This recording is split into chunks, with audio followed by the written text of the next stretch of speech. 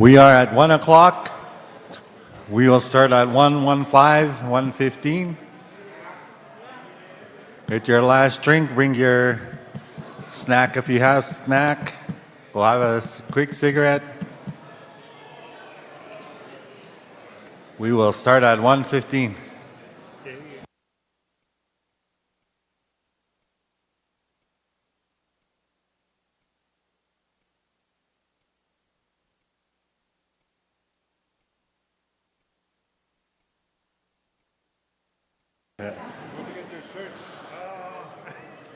The elder representing Niskandaga is hosting a sweat lodge at the old Lansdowne House.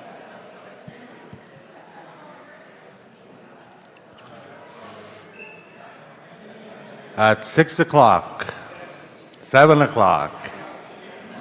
So there's a sweat lodge happening at the old Lansdowne House. 7 o'clock this evening, hosted by our elder representing the Niskandaga First Nation, Mr. Muñoz.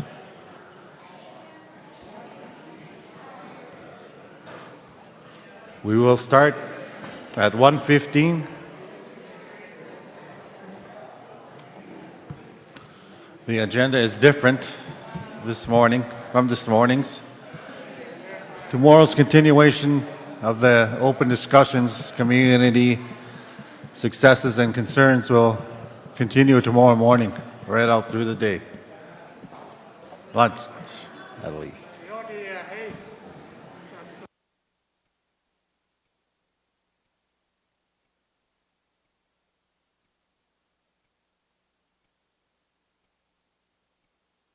Right here, Grandmother's Point.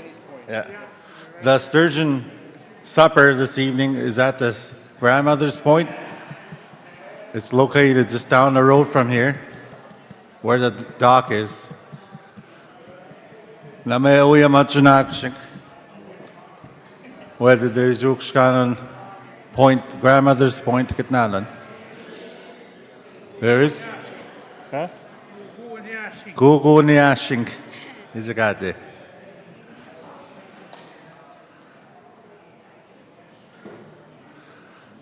We had that open discussion all morning, the majority of the morning. It will continue on tomorrow morning.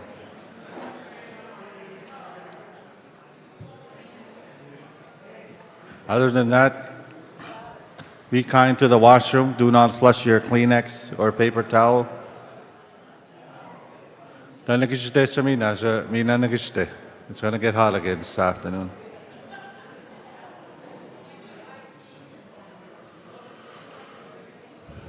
Sweat Lodge, 7 o'clock, Lansdowne.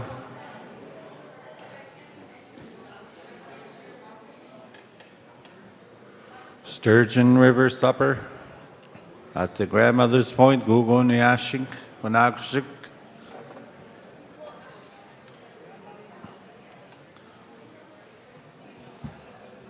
Okay, we'll start at 1:15.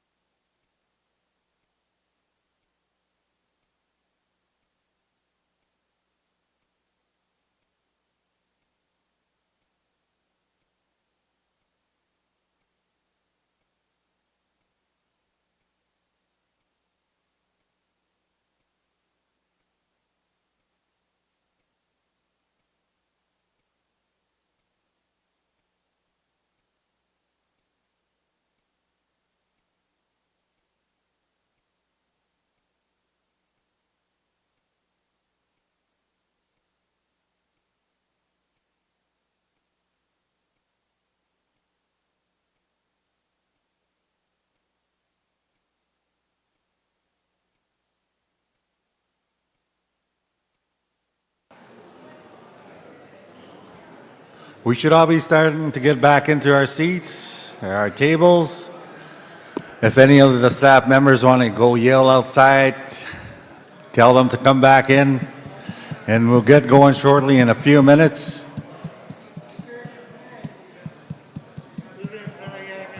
Yeah.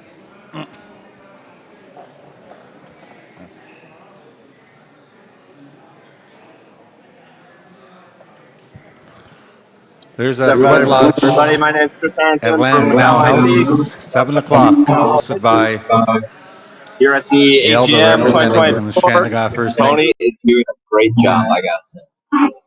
Well, that's what they say. Welcome. This is a media. We're on site at the AGM. Announcements that are being made. They're bringing them in. So we're going to pass it around.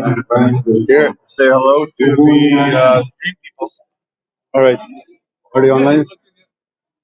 Like that? Is there a camera on? Okay.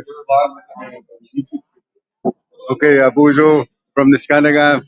I'm Sama Makwa. I'm a member of Provincial Parliament for the Kiweting Rally. I'm here at the Chiefs meeting. I'm here for the day. It's good to be here. I heard some of the youth talk about some of the mental health issues that they face in the community, the addictions. Language is very important. We need to continue to speak our language. Our languages are a way of life. Language is about identity. Language is about healing.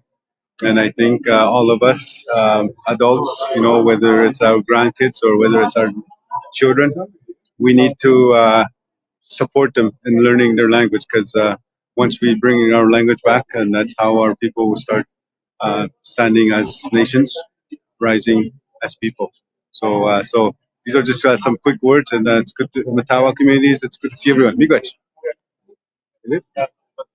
Oh, it's crazy. We're at the AGM here. Okay.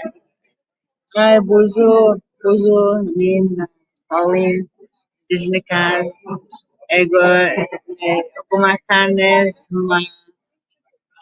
the Scandinavian First Nation. Um, Hello, everybody. Glad to see you, everybody. We're here at the Scandinavian First Nation, a remote community along Aguabascad Lake.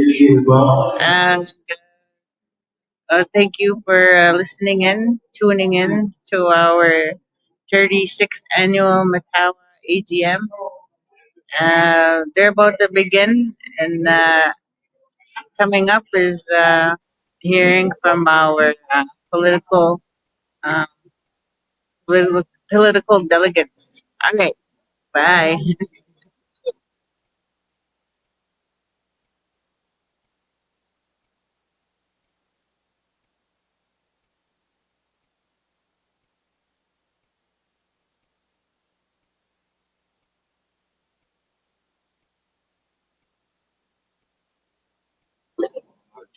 Hello, people. This morning, we did I forgot what the topic was called, but I spoke for my community and what the youth wanted, and Behind the scenes. It's the behind the scene angle. We're touching on anything. Behind the scenes. thank you. Your cell phones down or off. That's cool. I did another. I know I did a it's. good speech, but We will start now. If we could quiet we had down like and a please youth be respectful. in in like maybe half hour. Good afternoon, everybody. Oh, that's loud. Yeah. Good afternoon, everybody. We're going to commence now. If we can quiet down. We have first guest, Saul Mamakwa, member of Provincial Parliament, to speak. So, Saul. And the questions will be taken after he is done speaking. Pujo, Waje, kaknagda nawa huma wiskadizak kchehag ekumino ukumak ekumina kutigya kuma ansno gayawa tuman skanaga ekuma ujumanenda na hawet kchuguma kan mizu Ontario gay kauti yami tamaguyang kuma gewini pijat.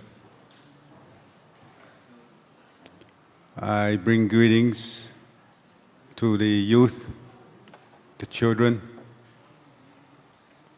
elders, and the chiefs, the leadership that are here today. I'm glad I was able to listen to the issues that the community, the nation of Niskandaga faces, what we heard this morning. I've been a member of provincial parliament over the last 6 years. And I get to hear stories, truth-telling stories of the impacts of colonialism, the impacts of oppression, discrimination, and also racism. I know the constant struggles that we face in the North as First Nations people. I remember I used to talk about those as chronic underfunding. I think over the years, when you look at the systems that are in place, those are strategic underfunding. The systems that we see within the First Nation programming and services, they are by design. They are working exactly the way they're designed to, which is to take away the rights of our people to the lands and the resources that we have in Northern Ontario. Every one of us around the table, we are rights holders. We are land rights holders. We are treaty rights holders. We are inherent rights holders. Nobody can take those away as the rights holders of these lands. I know that my role as a member of provincial parliament, the rights that I have as a land rights holder is more powerful than me being an MPP. No matter what, I'm always First Nations first, I'm always Anishinaabe first, than being an MPP or being on behalf of people I work with at the Ontario NDP. I share that because I think when we talk about identity, when we talk about ways of life, when we talk about who we are and where we come from,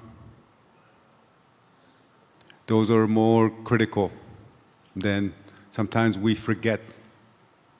Sometimes we think English is more important than our own languages. Language is so key to our identity. Language is a way of life. Ginawan kayan snimuyang maut kichinen dagon. Iwe ginawan jen snabemuyang jen snimuyang. Language is healing. Language is a creator that had given us to speak that language. As I said, I was in. I have been about 6 years into my role as a member of provincial parliament for the riding of Kiewit. Little did I know that I was not allowed to speak my language in the House and the Ontario Legislature until May 28th, which was 2 months ago. It was the first time. I never thought, I don't know what took so long, me being there for 6 years, I don't know what took so long for me to speak the language, where I am not cut off by the speaker. When I spoke, I did it for our elders. I did it for the people that kept the language, even though they were not allowed to speak those languages in the Indian residential schools. When I spoke, it was for, the people that lost the language, the people that are reconnecting, people that are relearning the language.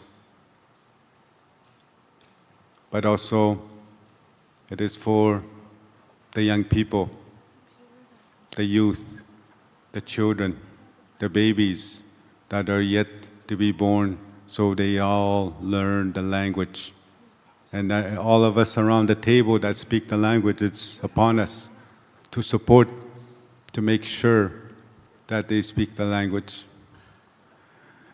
We got to make sure that we do not laugh at them when they pronounce words the wrong way. I'm a big believer in the language. I'm a big believer that language is one way that we can rise as people and start standing up as nations. I listened intently this morning about some of the issues, the everyday issues. It's like right now, there's so many unnecessary suffering, so much of that happening right now in the North. The addictions, the mental health, the suicides.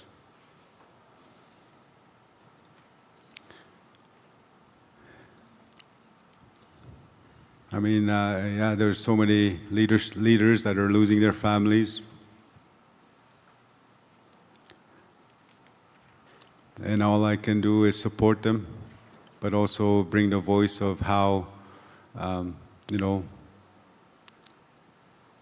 perpetual crisis has an impact of our nations moving forward, our nation standing up as people. It makes us, it kind of hinders us from doing the work that we need to do in our communities, whether it's working towards nationhood, whether it's towarding building high schools in the North, whether it's doing the work of making sure that we have energy in our communities, making sure that we have good language programs. I was at a graduation recently, I think it was about 2-3 weeks ago in Thunder Bay, the work that Matawa is doing with revitalizing the language. That is so important. Through crisis, we need to do this work. I'm not in government, I'm with the NDP, the official opposition of the Ontario NDP. And I'm so used to asking questions. I'm not used to being asked questions. Just kidding. No, I'm just kidding. But yeah, it's important. It's great to see everyone. I just thought, I tried to travel to communities around the riding of Kiewit to ensure that we hear the voices of the North. Sometimes I feel that I am a teacher at Queen's Park because there's so much they don't know who we are.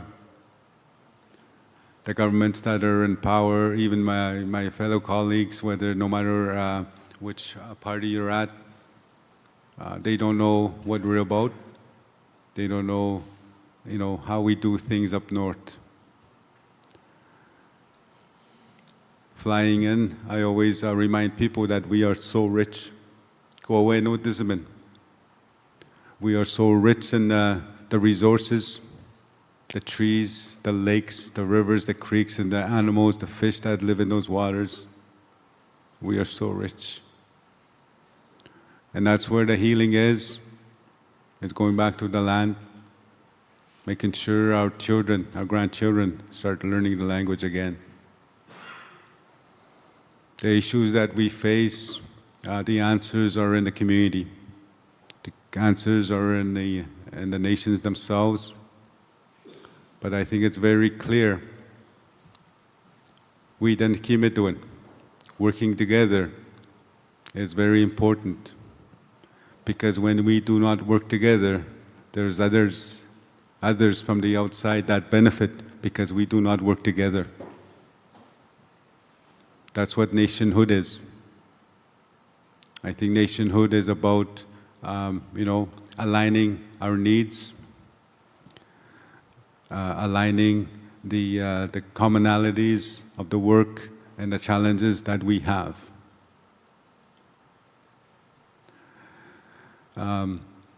We broke, I think, for the summer, the second week in June, there was a motion put forward that we will not be back at Queen's Park until October 21. Typically, we go back around the second week of September. I was sitting there when they read out the motion. I went, in my head, I went like this. Because, all right, more time for moose hunting. 5 minutes later, I get up and I'm speaking in opposition to it. So, again, thank you for the, giving me time to speak to the leaders, to Matawa, Gideon, thank you for chairing, and also the elders, the young people that are here. The young people, that's where the power is. And I think we need to instill that power, give them that strength to rise, that will give us the opportunity to be able to rise as nations. And the more, sometimes there are processes in place within governments where they try to divide and conquer, but I think the more oppressed we are, the stronger we become as nations. And I think that's very key, because the answers are in this room. The answers are in our families. The answers are in our nations. Miigwech. Thank you, Saul Malakwa. There was a request from a youth, B. Dabin.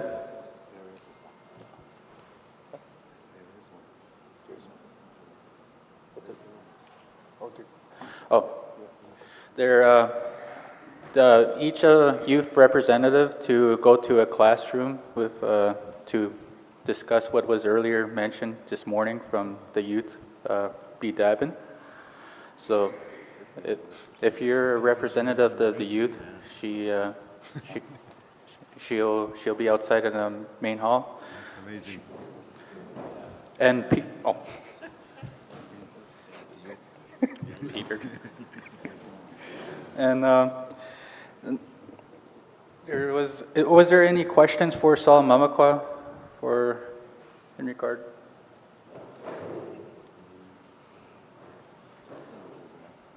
All right, we will proceed to the next speaker, Abram.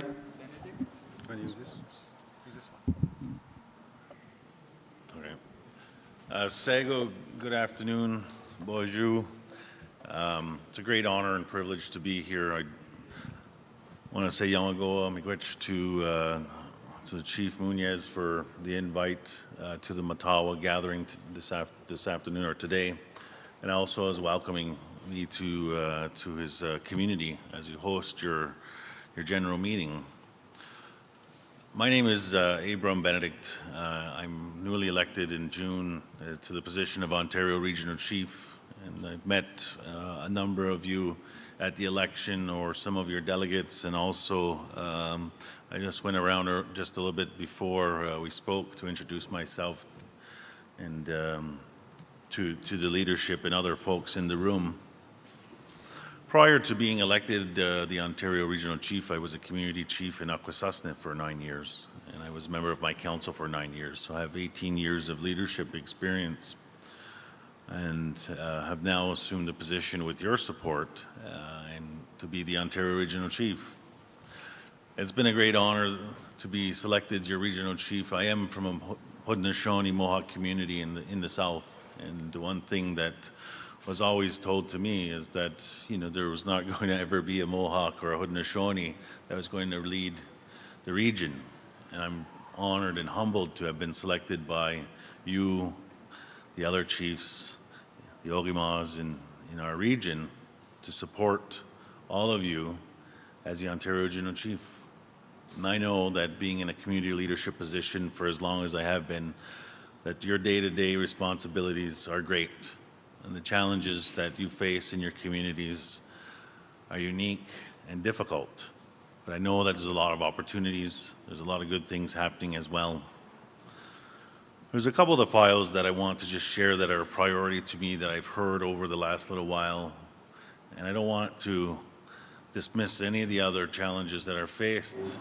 I take my role very seriously as the regional chief. That's the mining aspect. Many communities in this region deal with mining in different ways, and we know that there's some communities work with mining companies, some communities have agreements that bring opportunities, and some communities have challenges with the mining, with the staking of claims to our traditional territories.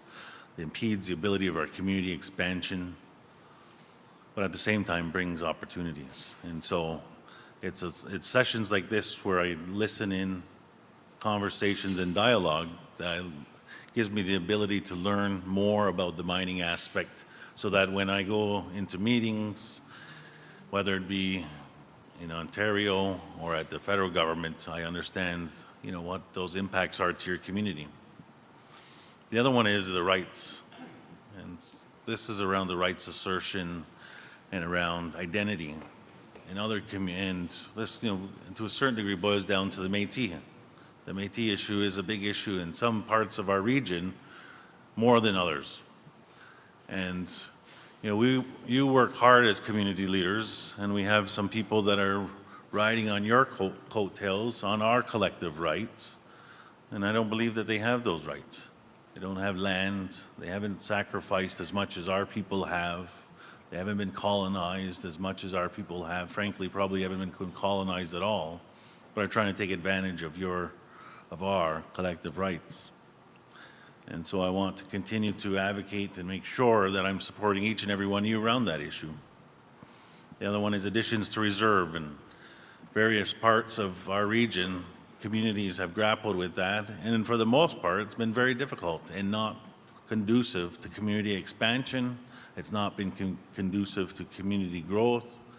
And I want to make sure that I understand the mechanics of that, so that when I do go to Ottawa, we can help move it along, because there are other regions or provinces in Turtle Island that move this along pretty quickly, and in Ontario it's 20 to 30 years, which is not acceptable.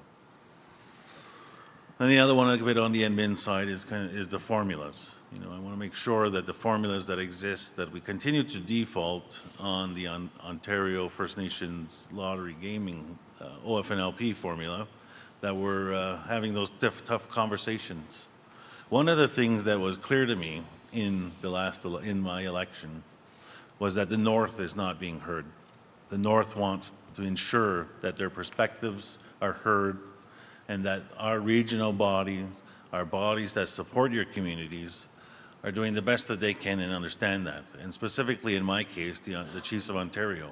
And so I want to make sure that I'm coming to your communities as much as possible and having those conversations with you, your council, your elders, whoever you want me to listen with and talk with, to understand the challenges that are faced here that I know that we don't face down in the South. But I don't want to dismiss the challenges we face in the South as well. They're unique in themselves. And so it's my job as the elected advocate for our region to ensure that I have that perspective from the North to the South. When my community leadership has always been important to me to build relationships, and that will continue to be one of the priorities for me as well, to build relationships with you, your organizations like Matawa, like the Shnab, like NAN, and the other organizations that exist, because I know there are many across our region. And I can tell you that, I said this at the election, was that, I want to ensure that the confidence of the Chiefs of Ontario is restored. I want people to have confidence in the organizations that represent you, because as Saul has talked about and many have spoken earlier, unity is no more important today than ever. The world we live in is much different. The challenges we face are much more greater. They're much more complicated. And then, by all indications, it's not going to get any better. And I think that the more we have unity together, yes, there are areas we don't agree on. You won't agree on. There are areas that we won't be able to have conversations about right away. But there are a number of areas that we can, and I want to make sure that the Chiefs of Ontario is help and support that. In my community of Akwesasne, we exercise our jurisdiction almost out of necessity because our community is in the Ontario, Quebec, New York, and is in Canada, United States. And there's no way, without exercising our own jurisdiction, would we be able to continue to support our members. And so I understand and support the exercise of our inherent rights over our lands and our resources and what that means to us, not how that's determined by the governments. And that's where our unity comes together, because as we advance as communities around our nationhood, those solutions will be found together greater than they'll be individually. And that's the conversations that I want to continue to support. It's not my conversation to lead, but it's my responsibility to support you in those conversations, and I'm here to support that. And so I want to say that it's been hearing what I've heard just this morning from Chief Muñez and his members, his youth, his elder, the former chief, is very insightful. And the small times that the conversations that I've had with many of you, whether it be today or at the election, is very helpful to ensure that I can do the best that I can as the Ontario Regional Chief to advance our nationhood, our rights, our jurisdiction, and ensure that we're protecting our people, in which all of you, including myself, have been elected to do. We have a responsibility to support our nations and our people, and my job is to support you in doing that. So, Yamagoa Miigwech for the opportunity this afternoon, and I'm happy to take questions. I know, like Saul said, he's not used to taking questions, and earlier when they're sitting, it's question period. I didn't know that the House was sitting. But in my community leadership role, it's always the opportunity and the dialogue has been the most insightful for me, not in the formal settings, but having those conversations informally with the leadership, with our community, with our elders has brought the most wisdom and insight for me to do my job, and I'll continue to do that as the Ontario Regional Chief. So, Yamagoa.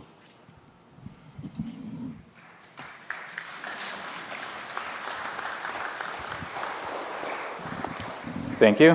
Thank you, Abraham Benedict. Chief Agnew, sorry. Bonjour. Chief Achni Benishkam, Nizanakas, Bruce Achni Benishkam, Martin Falls, Donji. Miigwech in the NUG, thank you for our visitors and our representatives, our regional representative and our NDP representative. I wanted to give this opportunity to one of our directors on our staff for Lands and Environment. They'll ask you a regional chief question. Kathy Brady, I want to have her recognized. Thank you. Miigwech Chief. Welcome, NDP, Solma Makwa, and Abraham Benedict. It's very glad to have you both here and taking time to speak to the delegation today. The question I have, first I'll start with a comment, and I couldn't agree more with Solma Makwa on his addressing of the strategic underfunding and the diluting of our rights through a lot of these funding programs that we deal with. I am a former employee of Matawa First Nation Management up until January of this year. Now working for my community of Martin Falls, and very proud to do so. But I and my department are actually, victims of that very diluting of the rights, because we are very political, we are very loud, and we had funding that was going through self-determination, and it was pulled from us in the very last year without any warning. And I believe it's because we were those type of people who would uphold our rights, who would absolutely speak and challenge the government, and they didn't like that. But now, working for my community, I continue to do that job along with my colleagues here. But it is very true. And I think our tribal councils, our organizations, COO as well, NAN, that they have to be very careful and they have to challenge these funding agreements, because they are written through a colonial lens. And although some of them do somewhat accommodate our asks, they are still falling far short of what they should be at, and it's your job to uphold those and really help us get the voice in Parliament and with the bureaucrats and whatnot, to ensure that what we want is what we get and not what the government thinks we deserve and what supports their agenda more. Also, just to comment on what Abraham Benedict said about the Métis. That is something that we have addressed quite a bit around the table here at Matawa as well. And we have coined the Métis movement as the real bulldozer of the North. That is really what is going to go and get our resources, and that they are being used as a tool to have power in numbers and to accommodate the government's need for consultation and accommodation to pass bills and whatnot. We all get our little bit of funding here, which is fantastic, but it's not nearly enough. And they are supporting this Métis movement. And, there are true Métis out there. But I even have friends, and I'm like, how on earth did you get your Métis? They're like, we went to a bus, and it was really no problem. It was easy, simple. And that is an insult to what we have all gone through as First Nations people, to what we have suffered, and what we are trying to heal from with all of our trauma. So we need to really push back on the Métis. And I believe it's Saskatchewan and Manitoba who have both pulled their support from this Métis movement. And, we need to echo that. And Matawa needs to really keep that voice going, because they are trying to bulldoze over us and our rights to accommodate what the government needs. So I did want to make those two comments. I have touched on the need for our leadership to carry our voices forward, but not to, play nice. We got to roll up our sleeves and really start pounding our fists on the table and saying, this is what our people are saying, this is what we deserve. We are the First Nations of our lands, and they are still our guests. They have their own interpretation of what the treaty is, and frankly, they're wrong. They can think what it is. Look at what's going on with Robinson Superior right now. There's a real movement going, and we need to capitalize on this. And I know, congratulations to Saul again for speaking the language in Parliament. That's a big deal. That is a big deal. That is something that has never been done, and as you say, you've been cut off.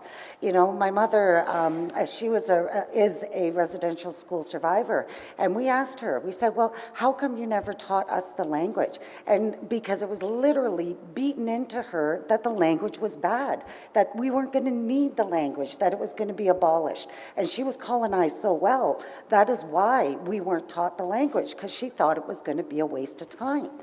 So we're healing from these traumas, from this generational issues that we have all been imposed on us. So I encourage our First Nations and our chiefs to, always speak to our leadership, and to, we have the power around this table, as been mentioned by both our leaders here. And, we can do it whatever we want. The sky's the limit. We can create our own country. And I've said that before. I'll say it again. We can. We actually have the power. So it's time to think big, time to not let the government take all our resources anymore, not to let the far north be a carbon copy of what's happened in the south, because we actually have the ability to do that. And I have no problem saying that online and knowing who's going to be listening to us here. I don't care. I know exactly what our rights are and the power that we have. And on the final note, don't get me started, I say, eh? No, but on the final note, just to wrap up, we watch things. I'm actually of mixed heritage, and I'm a quarter Ukrainian. And I feel for my Ukrainian brothers and sisters and watching them go through the war and whatnot. But I also feel for my First Nations when our government announces $500 million to go to the war effort in Ukraine just a couple weeks ago, when he's not even helping our people here. I'm all for helping on a global scale and contributing to the war efforts, but it is too often that they turn a blind eye to our First Nations, because you think of what that $500 million could do at this table alone. So I just wanted to make those comments. I want to say miigwech for coming here, and I pray for people like you when you're out there. So miigwech, and thank you.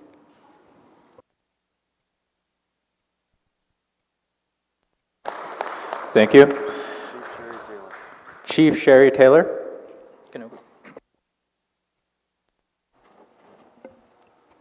Yep. Good afternoon. My name is Chief Sherry Taylor. Wapshke Nimki Benesekwe Indishnakas. I'd just like to say welcome as we gather here together on the homelands of Niskandaga. I say thank you to Niskandaga Chief Council leadership for having us, for hosting us here in their nation, and for the drum and elders for their prayer this morning. Started us off in a very good way. You know what? I'm sitting here and thinking about things that, a lot of our people have said here already. We've heard from Niskandaga, their elders and youth, and the issues that they're going through as of today. And it's certainly within our own communities ourselves too. And as I'm directing some statements to you, the Chiefs of Ontario, Chief Abraham Benedict. You're new at this role, and you just came in, and I congratulated you as I met you here earlier today. I'm requesting on behalf of Ginugamin First Nation and the Matawa Chiefs Council that there be a direct accountability of communication from the Office of the Ontario Regional Chief as to a Northern Focus agenda and forum on issues. As you say, the North hasn't been heard.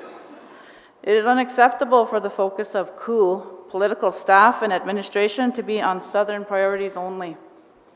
Strongly encourage your office to develop a specific agenda, work plan and reporting process on how the advocacy efforts of Chiefs of Ontario will be balanced from north to south. Historically, the wealth of North funds the spending sprees of Queen's Park and Toronto Stock Exchange. We have historical grievances and outstanding issues from our treaty partners of Ontario and Canada. I've outlined this to Premier Doug Ford. I've given this letter to him directly, hand-delivered letter, when he came to our homelands here in June. Mining, forestry, hydro, land development in James Bay. Treaty 9 is going to secure Ontario, Canada, and the U.S. economies. We cannot allow that anymore.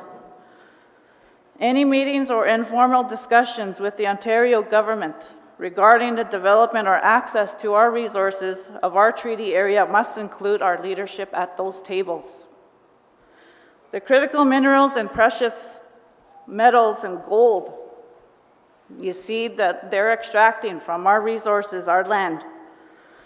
They're needed for today's technology. They're needed worldwide. They're found in our traditional territories and homelands, and that is what they're after. Our lands and resources are not for sale in the back rooms of Queen's Park or the Assembly of First Nations. I would like it noted today by all of our fellow Matawa chiefs and community leadership here today that Ganugaming First Nation requests a written plan or response from your office going forward. There needs to be more accountability, there needs to be more transparency, and there needs to be, our voice needs to be heard, and it also has to be actioned. So as chief of my community, Ganugaming, that's what I'm requesting, and that's what I'm hopefully that you're going to do for us in that chair that you have. Miigwech.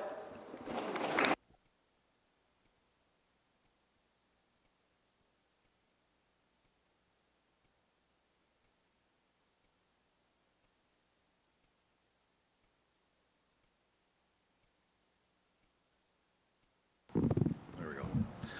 Yeah, for that, Chief, and I really appreciate that. And I will say that accountability is extremely important to me, and something that I done when I was a community leader was reported regularly to my electors.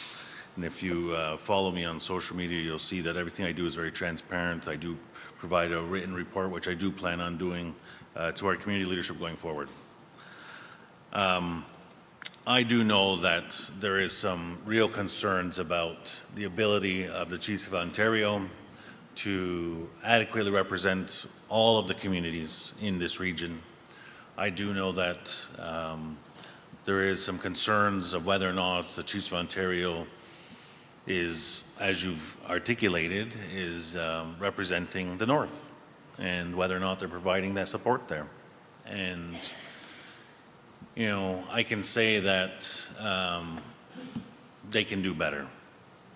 And one of the things that I've always said in being a community leader is the message starts from the top. And if the message, you know, is not clear to those in the organization and the political office of what your expectations are, then you'll get these sort of results. And so I will make it very clear to the political office and the Chiefs of Ontario organization that we represent every First Nation and that we support the North, and we want the North to ensure that they are being served, they are being supported, we are advocating for them. And it'll take some time though. It is, as you know, a relatively large organization, and you know, I've been in the organization in which I assisted in leading before as the community chief was a very large organization as well. And I can tell you, you know, that there's nothing more frustrating of setting the tone, and what the end result is completely different than what you expected.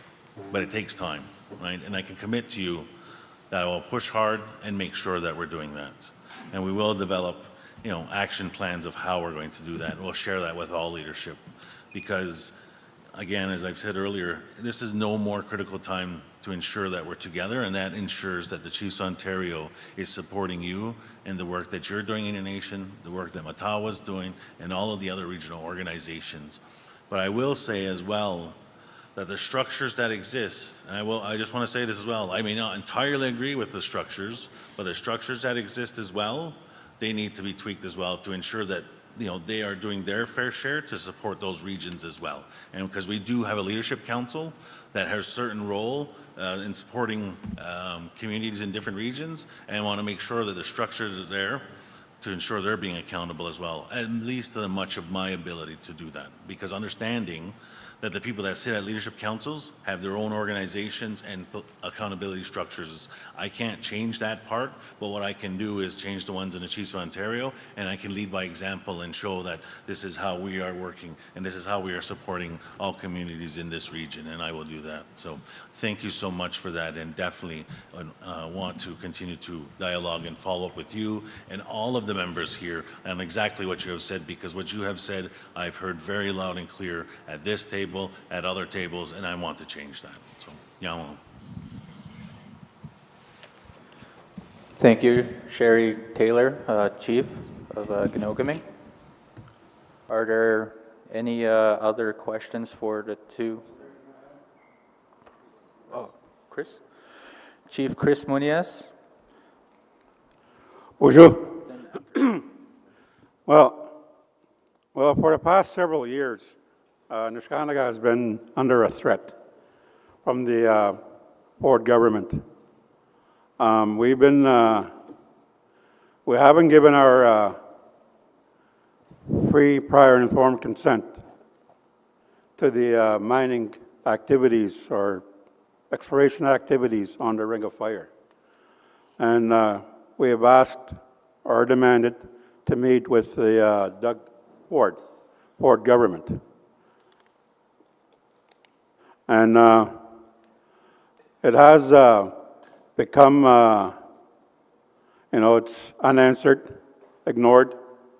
We've asked the AFN, we asked COO to help us set up this meeting. That has been ignored too.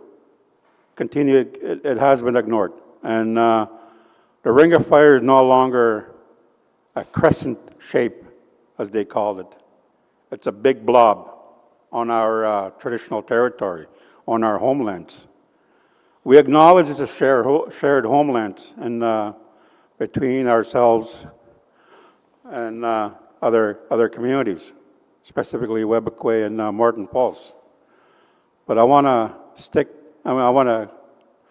to the Ring of Fire itself, because we haven't given any permission on to allow any development to occur in the Ring of Fire. And our position remains the same. It's not my position. It's not Peter's position. It's not former Chief Wayne's position. We are very, very outspoken on the of our opposition regarding the Ring of Fire. The position comes from the community. The community developed, like I said, we do it by, when I mentioned earlier, by a community resolution. That's how that position came about.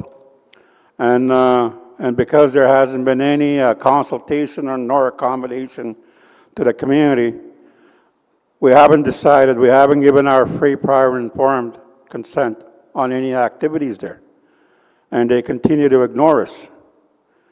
And we were myself and I was a chief-elect at the time, and Wayne was the chief at the time on his, I think it was on his going on 3 days before the end of his term. We were, to put it bluntly, told to leave or kicked out of the legislature for telling Ford, not fraud, well, maybe, but the Ford government that there will be no crossing on Ottawaska River. That's the river you see down the lake. It starts around the corner. That's where Ottawaska River starts. And it flows all the way to the mouth of James Bay. And there's a community. We're the only two communities, Ottawaska First Nation and Niskandaga, are the only two communities that are on the river where this mining development is proposed to occur. And Niskandaga joined the Land Defense Alliance, consisting of Grassy Narrows, Kitchenamega Sabing, Wapakika, Muskrat Dam, and a couple other communities. We joined the Land Defense Alliance to help us in our fight for our rights, our treaty rights, our Aboriginal title, our environment, our lands, our rivers. And to this day, there hasn't been any word from the Ford government to meet us. Ford is the one that says he wants to drive a bulldozer over our home territory, over our homelands. And to this day, he hasn't given us any indication that he will meet. We went to go sit at his yard last year. We went to go sit at the front lawn of the legislature. And he never came out. He was in the building. And a spring before that, when I talked about when I talked about me and Wayne getting kicked out of the legislature, guess what the AFN chief and the Ontario regional chief were doing that afternoon? They were taking photo ops with Ford. That same afternoon, nobody came to say, are you okay? Are you guys okay? Do you guys need help? Nobody reached out to us. To be bluntly honest, not even Nan reached out to us. So those are the kind of help we need in fighting for our rights, our treaty rights, our Aboriginal rights, our land, our rights to the land, our way of life. We're not being asked to change our way of life. We're being told to change our way of life. We're being forced to change our way of life. I spoke about those things about, why am I bringing children home almost every year to bury them because they want to access higher education? Why am I bringing elders home because there's no care in this community? There's no services. Why am I doing this? My best friend I brought home that passed away in early January. I brought him home to come bury him here. He was allowed to come back and access the home dialysis. He was approved.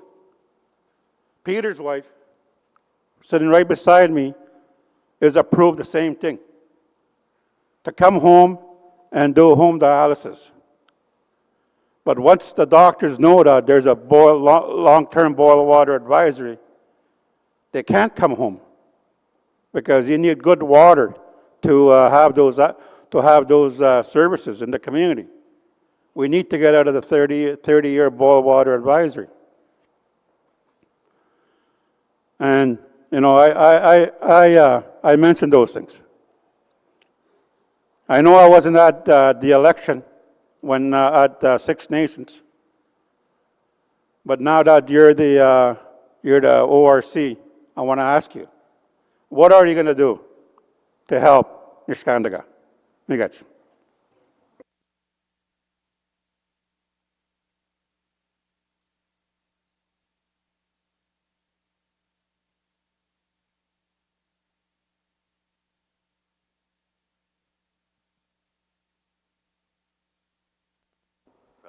This one working?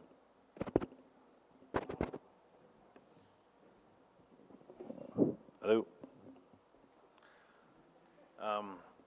Chief, for that, and I'll just speak up. I don't know that it's working or not. A couple things on that. So and back to Chief Taylor's comments as well around, the resources that are in the land and how. Can't hear you.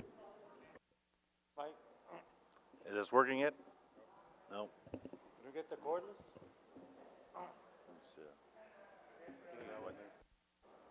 Chef. There we go. Technical difficulties, as they say. As Chief Taylor had mentioned around the land and the resources that the Ontario, or not only Ontario, but the governments want from us, from you, is a real problem, right? And I took exactly what you had said earlier when your members were speaking and your youth were speaking about how they want something from you, and what they want is the land and resources, and ultimately is for their benefit, to make money, to take it out of your territories, to turn it into a commodity that's going to power all of the great electrical cars of the world. But that's not going to do anything for your communities. And so that's a real problem, right? And I hear what you're saying. And you're telling me that, as you have to go back to Thunder Bay to bring your loved ones home for your community, as you have to go there and bring the elders back who are not getting services, but yet, on the other hand, they want you to give consent so that they can take millions of dollars to build these plants, to make money, make the Sauganash much more richer, and you're bringing home your loved ones to be buried.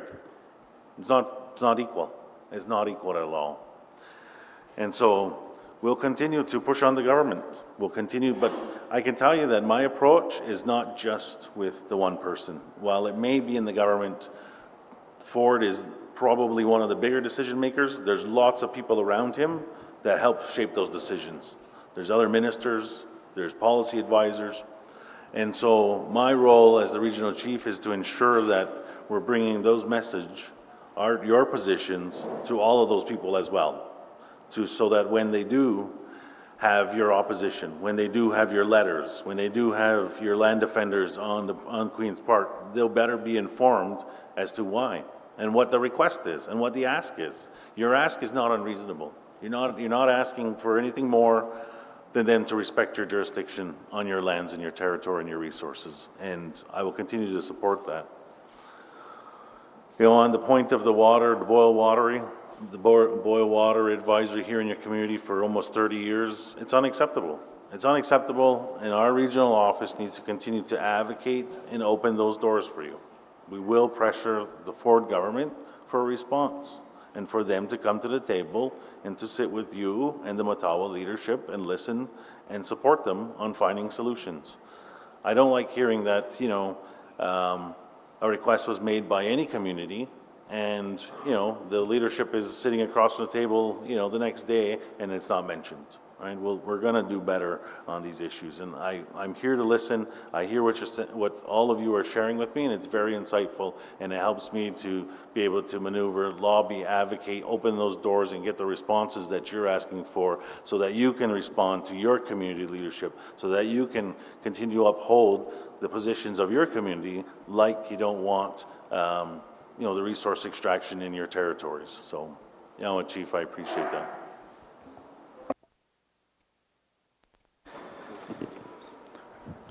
Thank you.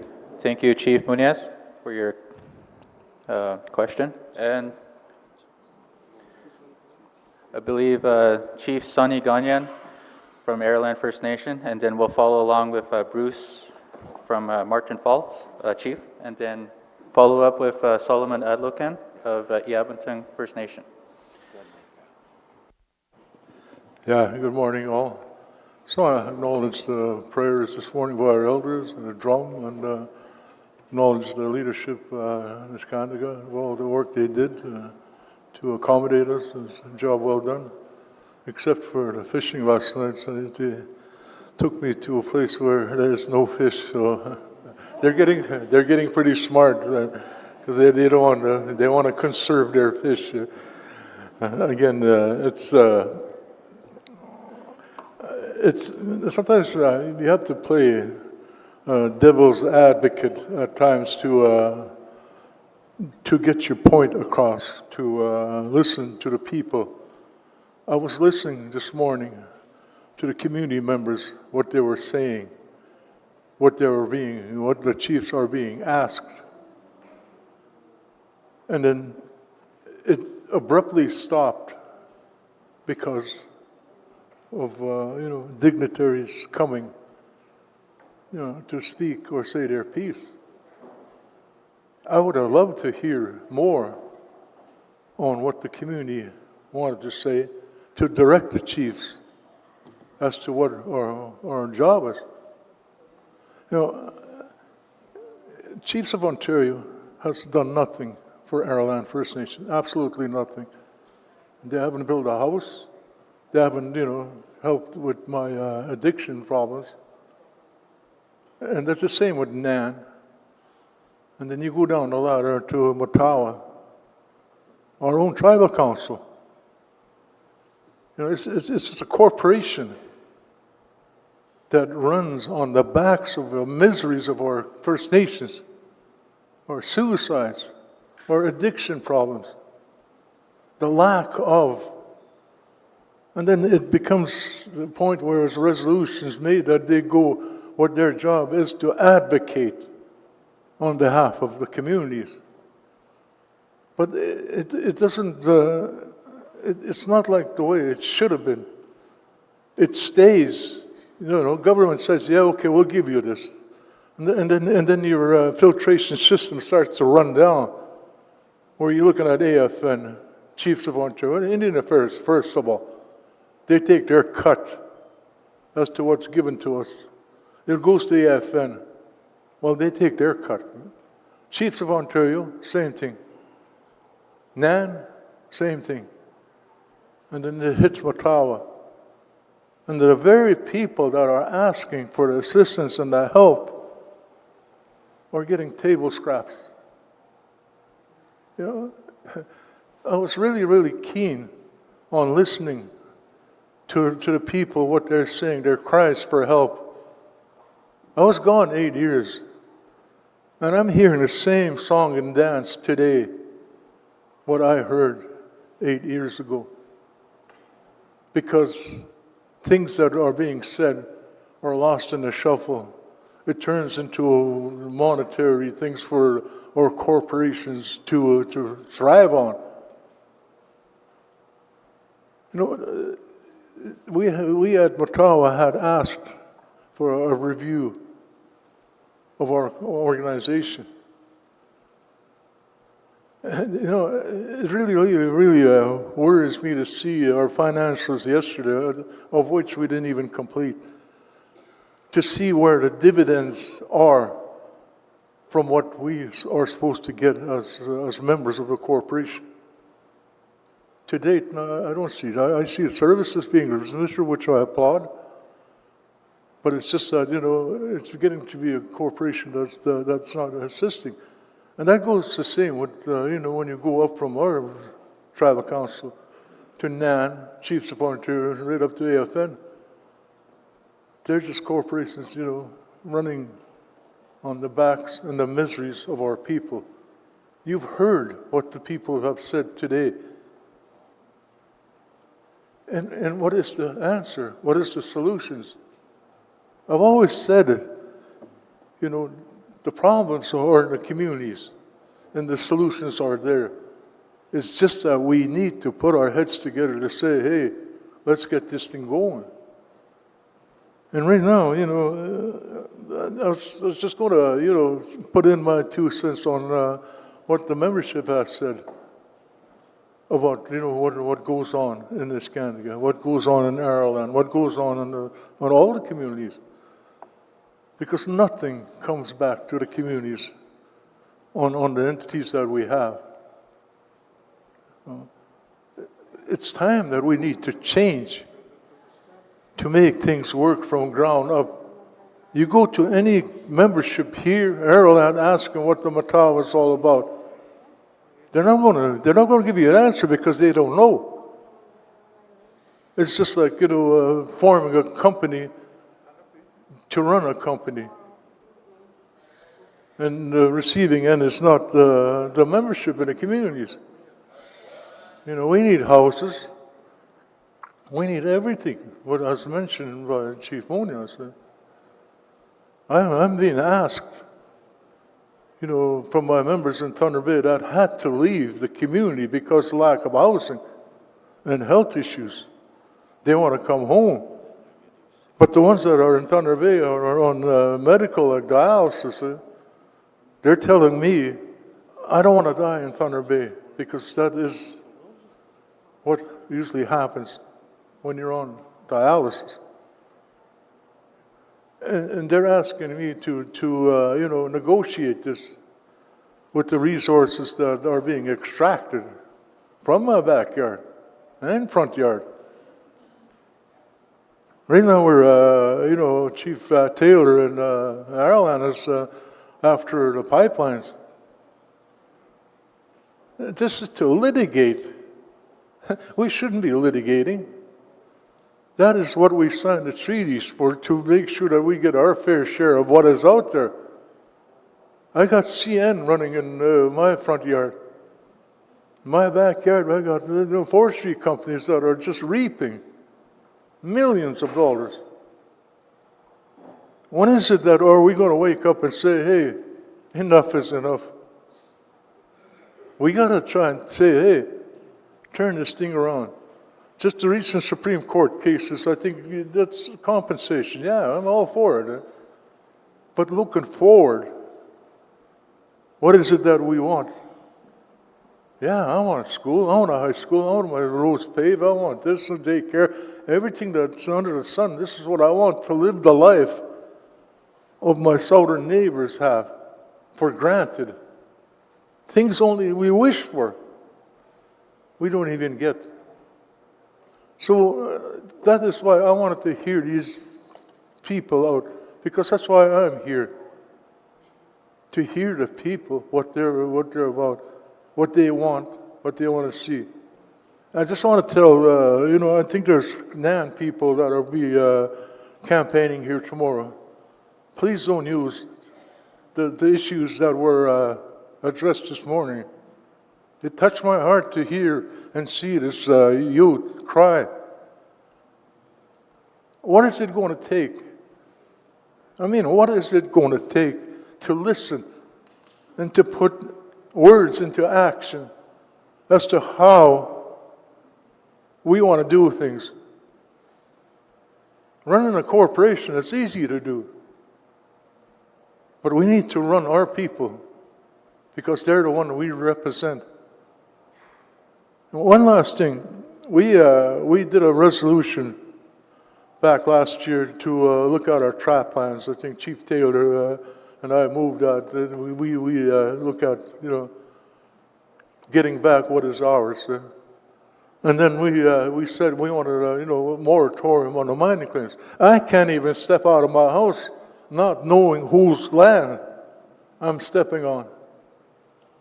That is how ridiculous it is. You should see my emails full of these MLAS. Oh no, my whole territory is gone, claimed by online mapping. And I've asked chiefs of Ontario, I've asked NAN to put a moratorium on it. And this is like, I'm 6 months, 7 months into the office, and I haven't heard anything from, what I've asked to be done. So again, I'd really encourage that we go back and listen to the membership, what is issues that they have, because I clearly heard the last speaker, a woman that she said, Matawa Chiefs, what are you going to do? Well, that should be what's up for discussion for this day and the next day, so that we have a mandate to do what we need to do. Again, I'm not, no disrespect to Chiefs of Ontario, NAN, or even Matawa, our own tribal council. But we need to listen to our people and do as directed, because that is who elected us to do this. I've heard the word hierarchy. That is not, my hierarchy is my people. They're the ones that put me here, and I will speak on the behalf of them. And on the last note, Ring of Fire, I'm doing my due diligence with my membership to see if it's a go, because Ireland is the gateway, is the key to all what's going to happen up there. And right now we're doing our due diligence, see what we can do, if we can get what is it, our neighbors to the south have in terms of all the facilities they have to take care of our sick people that will be right in the community.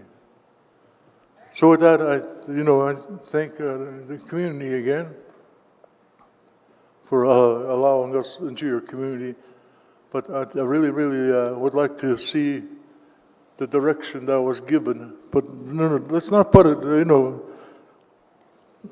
under resolutions or anything. These are just words. Let's put the words that they say into action and then move with that. I'm ready to go home and tell CN, multi-billion-dollar corporation, find another route. Don't come by my community. These are the actions that we need to do to get their response, because this is where they get their money from, to build, to live a life. They don't have to wait, the water conditions out our lands now so many years to have clean drinking water, because they're taken from our backyards. So I think it's the time that we listen to our membership and go with that direction. Thank you.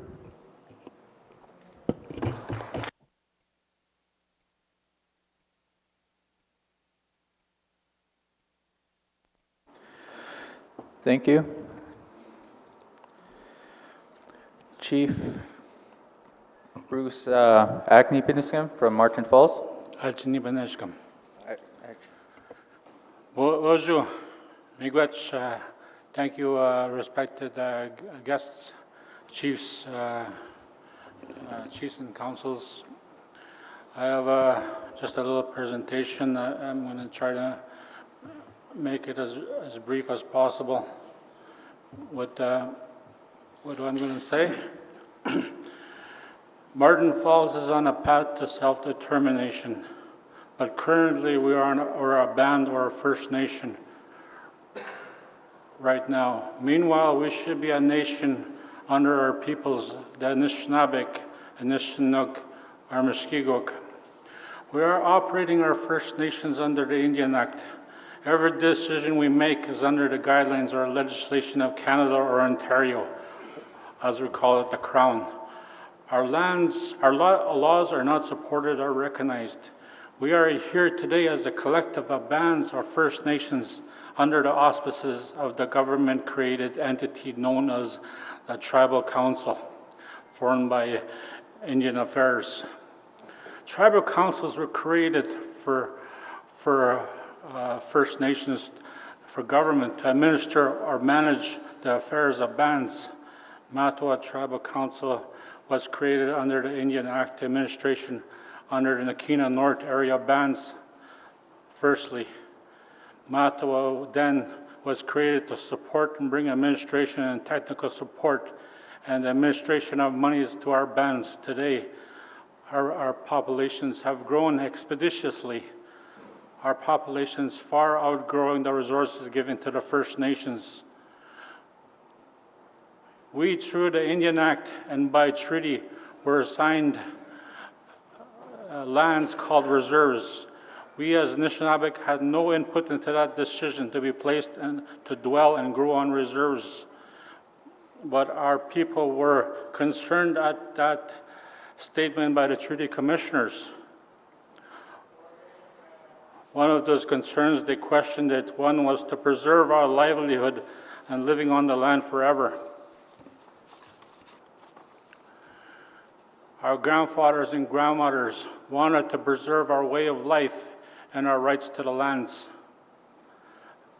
After this was questioned at treaty time, it was explained our rights to our ways of living could go on, that our reserve was meant to settle as per colonial law and legislation and policy. Our treaty obligations, therefore, are set in motion to pay the annuity annually, $4, and also to count on the benefits of the treaty. The benevolence of the Crown, as it is called. The Great White Father or Mother, King and Queen, would ensure the Crown acted in honor. Today, we are still counting on that benevolence to happen fully. There's not enough resources to go around in our First Nation and other First Nations. Resources once meant annual treaty payments and eventually social supports like welfare to assist everyday living, our traditional lives, and eventually life on the reserve. Today, the society called Canada has grown through their policies of immigration and settlement and growth. Legislation like Natural Resources Transfer Acts. That growth enabled the land of Canada and its abundant natural resources that were taken by treaty and after legislation pre-treaty and post-treaty.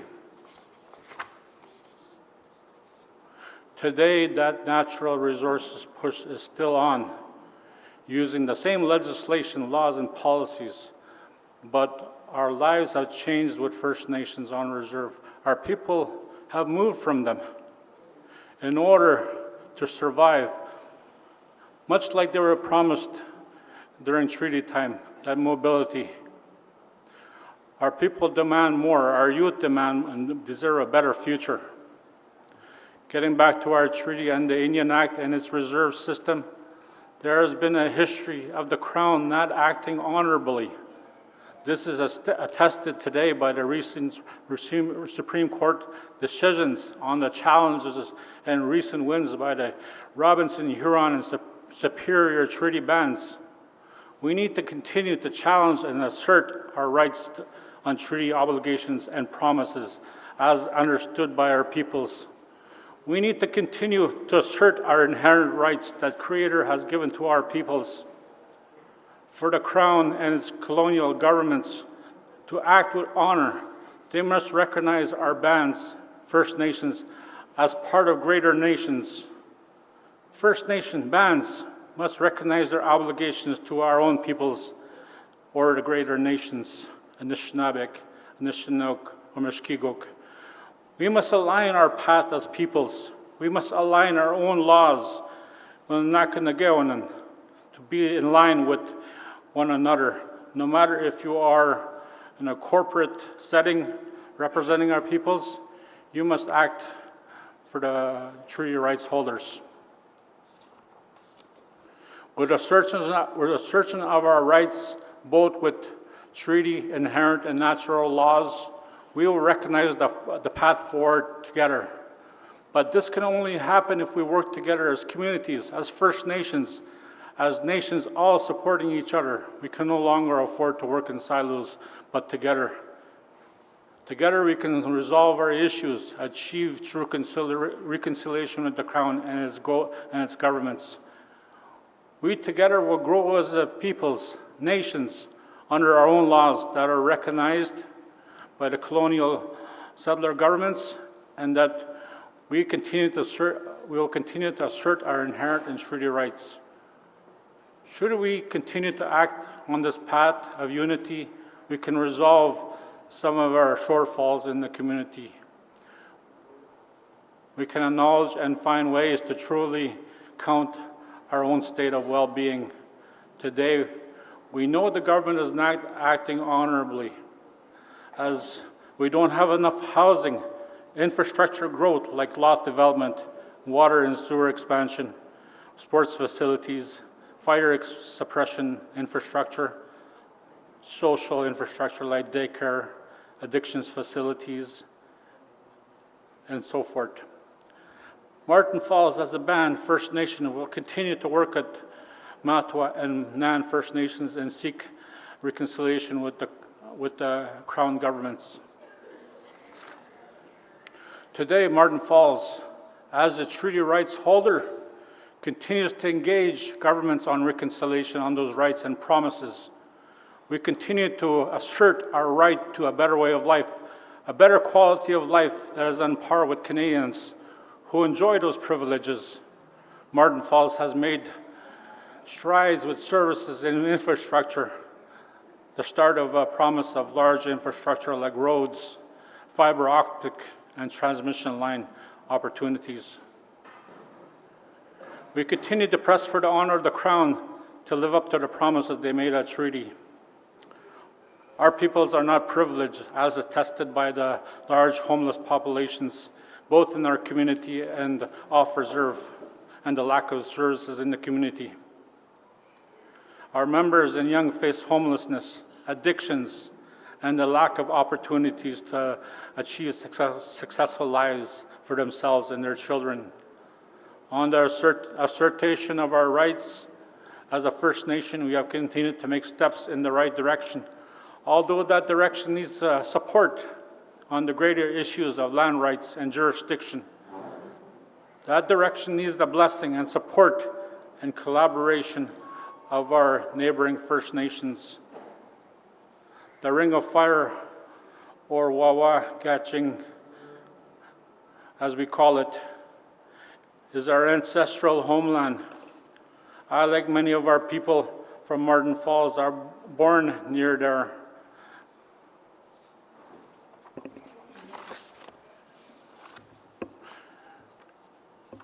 A lot has been said of Wawa Gatching. It has been overrun by government-endorsed mineral explorers. Martin Falls opposed that initial exploration in 2010 with Webequie First Nation with a blockade at the Ring of Fire winter landing strip. We demand that governments address our historical issues and acknowledge our rights guaranteed in the Constitution and continue to press on those rights not acknowledged by the Crown governments. We sat with Matawa First Nations under Regional Framework Agreement to seek and resolve our issues and put forward initiatives to negotiate what was asserted by our First Nations. Unfortunately, time and governments changed. The Regional Framework Agreement was shelved, leaving our First Nations to pursue our own First Nations initiatives on achieving a better way of life. In conclusion, to move forward as First Nations with Matawa and Anishinaabe is key. We must see through the web of policies and legislations that exist today. We must adhere to the teachings and wisdom of our elders. We must get back to our own ways that kept us sustaining as peoples for millennia. We must get back to our own Indigenous values that has kept us going all through time. Miigwech.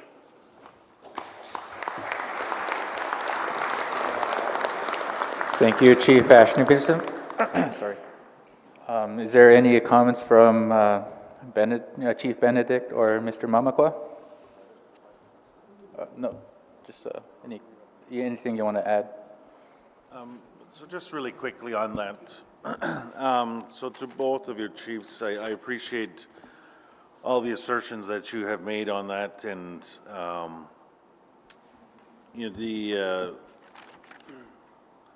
one of the things in my approaches is that if it's not working, then we have to do it differently, and that includes in the organizations that I can only speak for the Chiefs of Ontario, but again, if just because we've done it that way or that's the way it's organized, it doesn't mean that that's how it should be now. And there's lots of organizations through our region that have a function that probably can do better. And I can tell you that the Chiefs of Ontario is one that we will continue to look at how we can do better.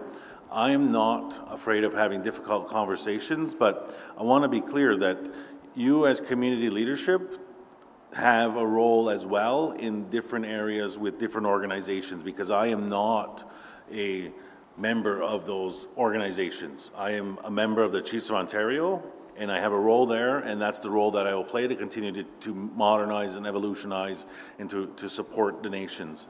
But I am available and prepared to support other difficult conversations of how we can do better. Because when we look at the gamut of things, there's lots of organizations that receive lots of resources, and to the point earlier about the chief and listening to the community, that's where it matters. Your responsibilities are to your members. The people that elect you are your members. The people that you support are your members. And that is where all of the organizations need to continue to focus on ensuring that they're giving you the best so that you can support your members.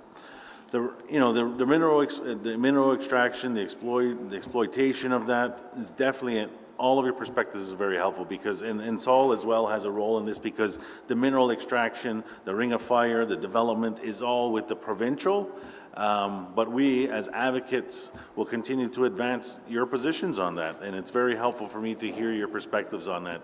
I know that we need to move towards nationhood. I know that we need to continue to embrace our teachings, our language, and our elders so that we can advance, because as I said earlier, things are not getting easier, and those are the fundamentals to who that makes us as Anishinaabe, as Ungahua people, is the land, our language, and our elders is the principles of why we exist, and Saul mentioned that in his opening as well. And so, Yamago Miigwech for those insights, and we're going to continue. I'm going to continue to push hard and do better. We'll make sure the Chiefs of Ontario is doing better to respond and is meeting your expectations to the best of my ability to do that. So, All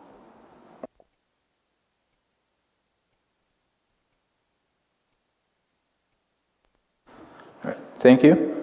Chief Adlocan of Yapmantang First Nation. Good afternoon. Thanks for the visitors that are here today. Thank you very much for being here with us and hearing us out in some of our, I guess, priority issues and situations that we run into. Before I get going, I don't want to leave here without acknowledging the young lady that just spoke to us this morning. I spoke to her just a little bit a while ago during our break. You know,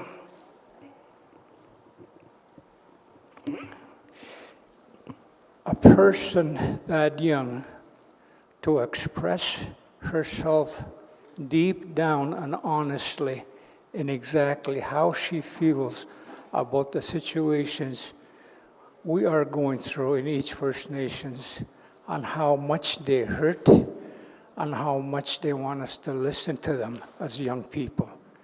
She is a brave girl, very well spoken, and spoken from the heart.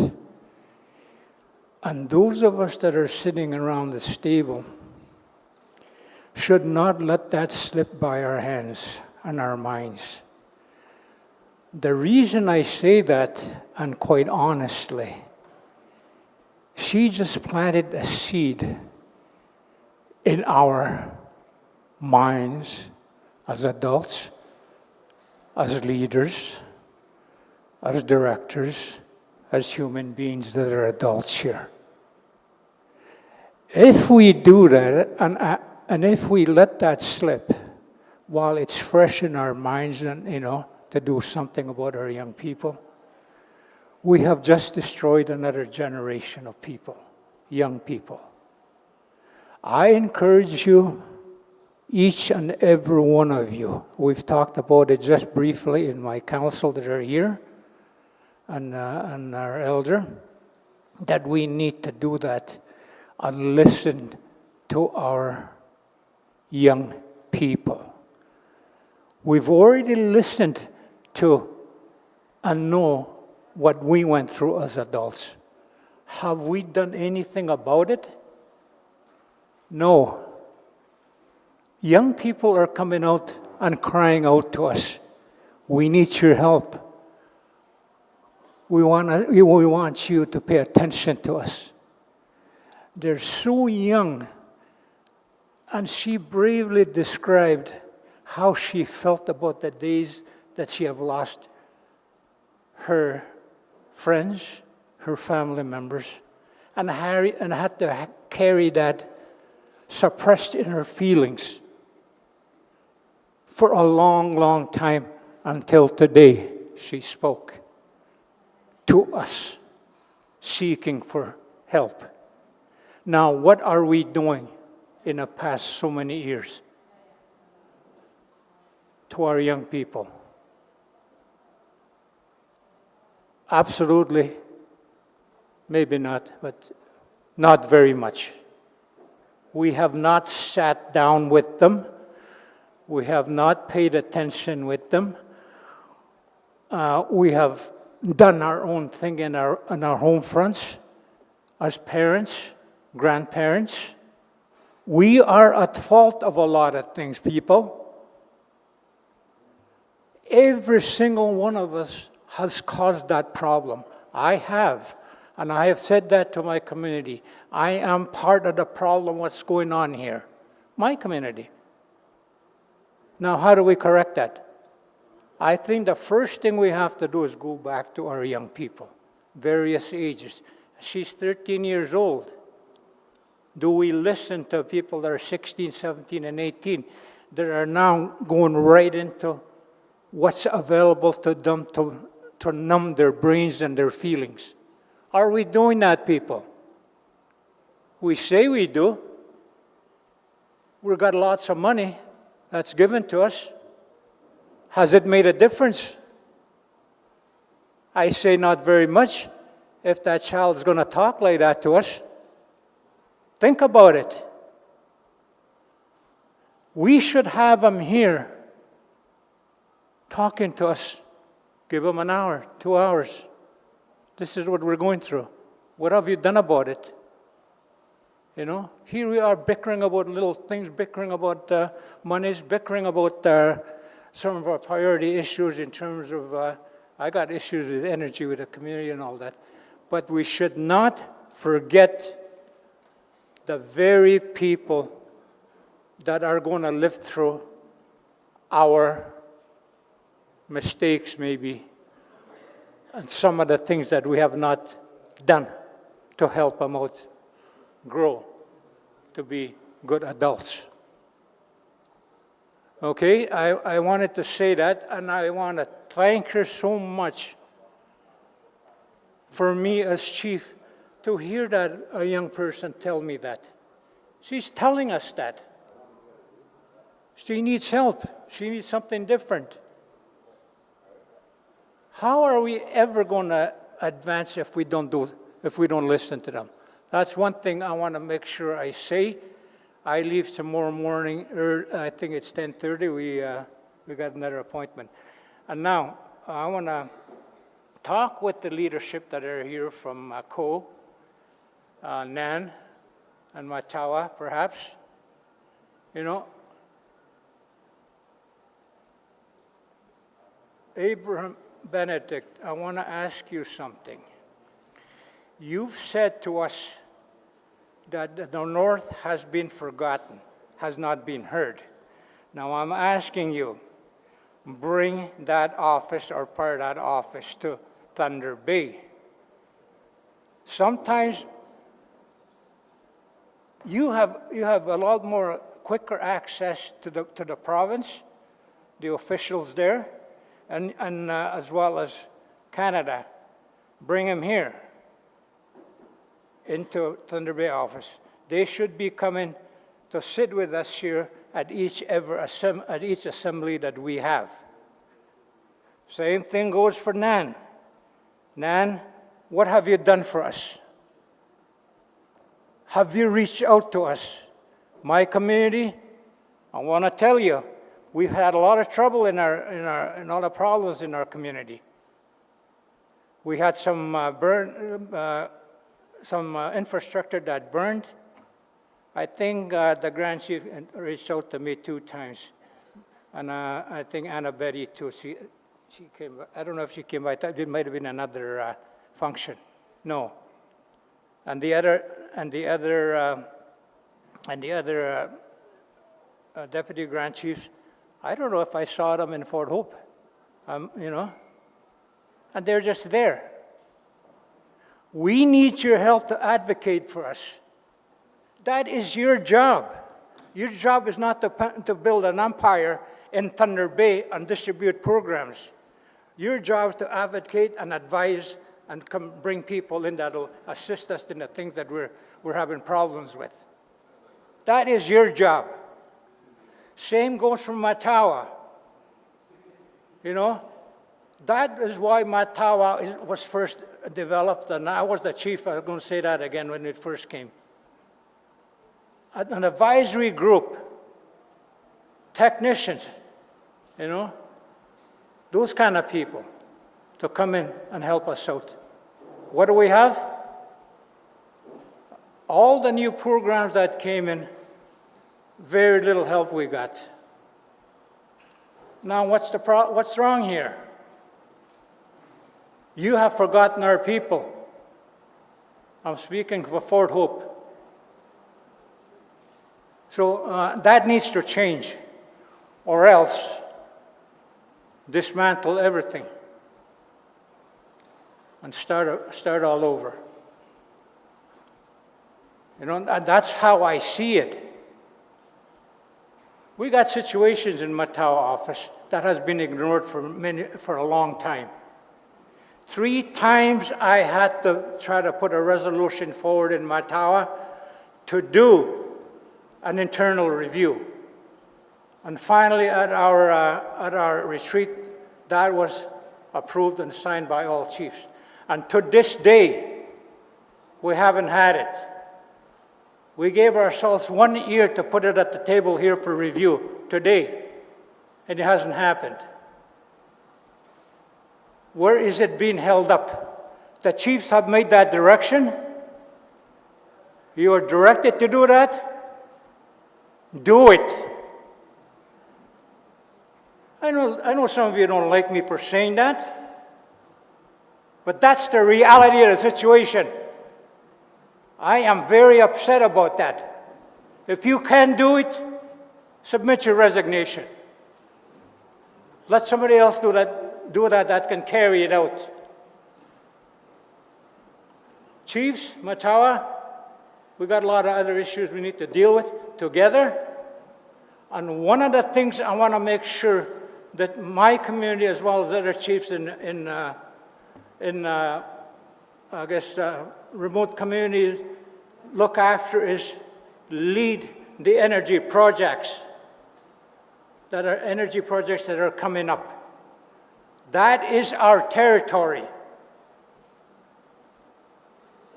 So we need to do that. Letters have come from Fort Hope to do that. No answers. So we need to do that, and I want to continue to do that and oppose anything that's not going to include that we take a lead on some of the stuff. As remotes, that is the only way I see it. I don't know if you understand or believe me, but that's how it's going to happen. The other one I think I have here is to, I know we're doing a review, and I think we got to be a little more specific in how the directors or any directors work. There's some, I think, programs that probably don't need a board of directors, so that we can carry it. They can make decisions for the board of directors, maybe streamline that a bit. And the other thing I want to tell the Matawa chiefs is, staff, please do not introduce a resolution without first letting the council, the chiefs know to review. I just saw one today. Let's not do that. The elected are the authority here. And the board of directors looked after programs, certain programs as well. They have some authority in doing that. Let's get our protocols straight. If you don't like what I'm saying, come and see me. That's all I want to say. Thank you very much. Thank you, Chief Adlocan. Chief Allen from Constance Lake First Nation. Good afternoon. I just want to welcome Abraham, Benedict, Saul, the staff of NAN. I think you guys heard all the issues here and wrapped up in one. You heard from addictions, you heard a young lady speak. Everybody heard that here today. But then you hear Saul talking about our own organization of Matawa. This is not their fault. It's our fault as well as leaders for not asserting our jurisdiction on our own lands, or getting that support from the OC, from AFN, or from NAN. This is our time to put that stamp and start to develop new strategies and getting our resources back in our pocket and using what the Creator blessed us with all these minerals, all the rivers, all the hydro, all the infrastructure, that's all developed from our lands. We have to start to put resolutions in place to back the communities up that are willing to move ahead in making our own self-revenue from our resources. We talked today about, I'm appealing online mapping, I'm opposing this, I'm opposing that, I'm opposing that.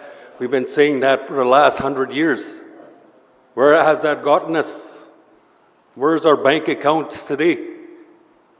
Why is our children like this?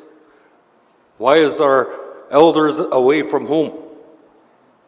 Because we're not putting a stamp on our own resources that we have here in our homelands. I know me, I'm ready to set precedents. I have a territory that's blessed with resources, forestry, hydro activity, and corridors that are ready to start to set precedents from my First Nation. As an elected leader, it's our duty to make well for our community, not to sit back and fight governments. You know, fighting has gotten us nowhere. Free, prior, informed consent is just a word created by government. UNDRIP is another word created by government.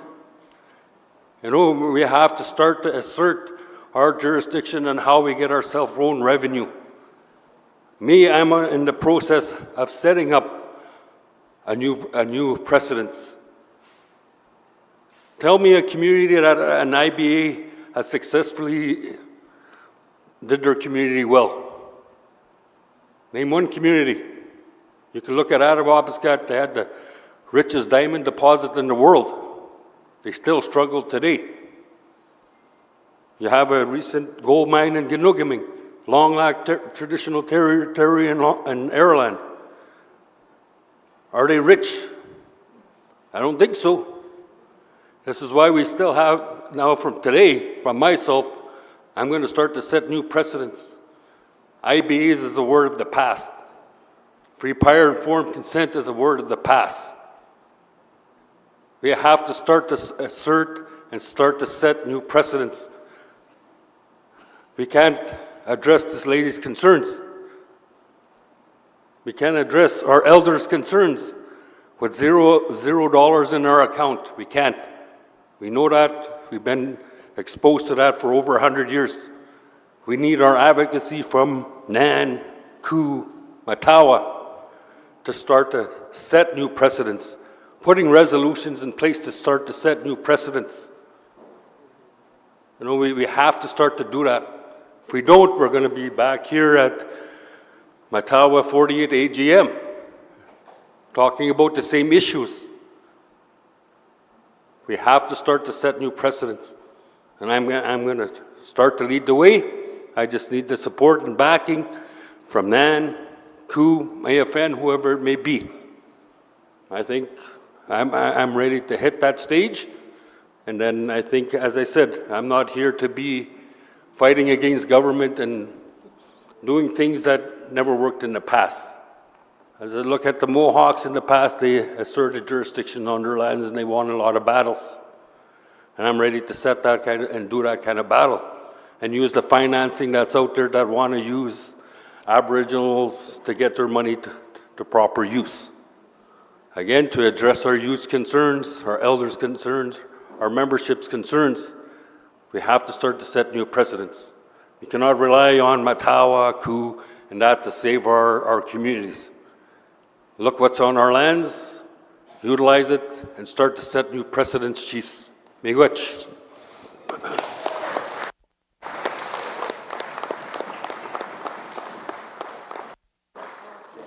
Thank you, Chief Allen. Chief Cornelius Waibas, Waibukwai First Nation.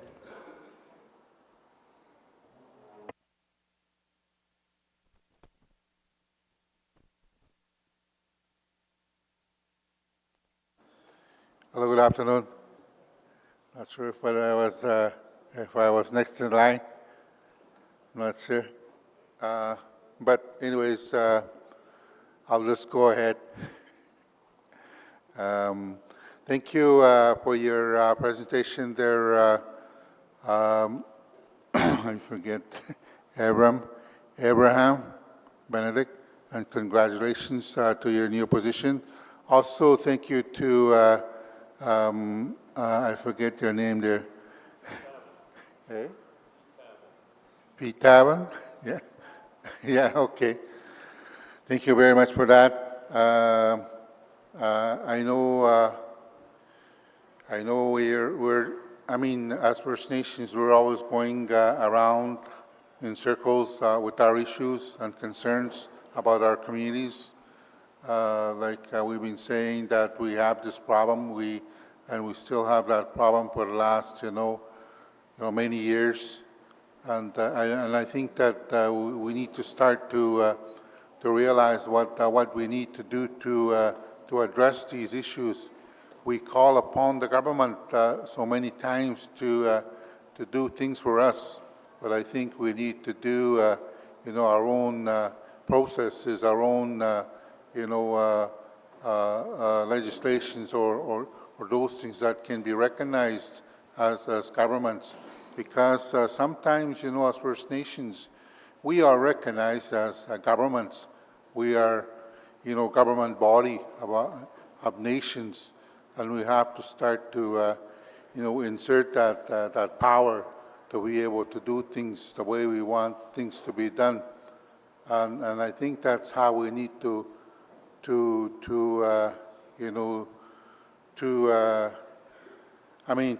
use it in a way that's going to benefit our people. Also to use the land and resources that is there, in our backyards, that we need to use this land and resources to be able to address our needs. And I concur with Chief Allen there in what he's saying as well too. And I think we need to do that, and we need to find that unity to be able to do that. But so that's just a way. That's just my opening there, just to say that we need to do that, because sometimes I think we are too. We're too.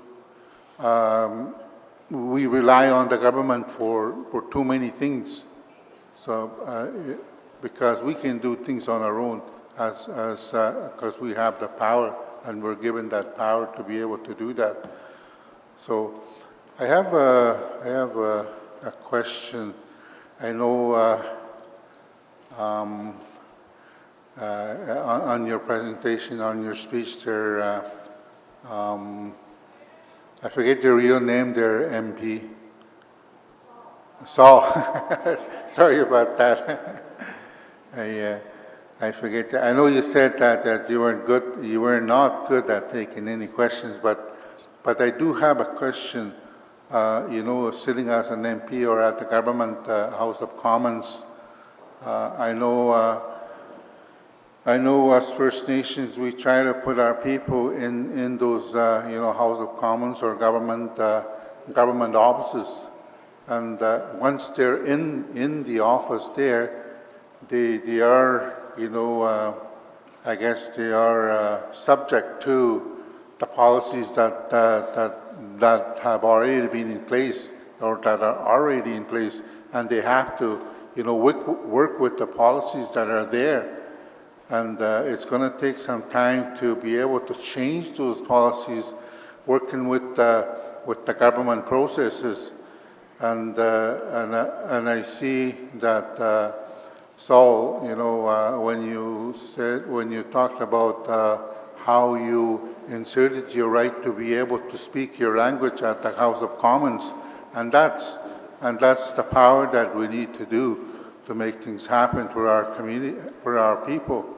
Is insert, and we need to insert our own legislations in the House of Commons to be able to, to be able to have that power, so that we can have full jurisdiction on our lands and resources in our territories. So we have to do that. For Benedict, I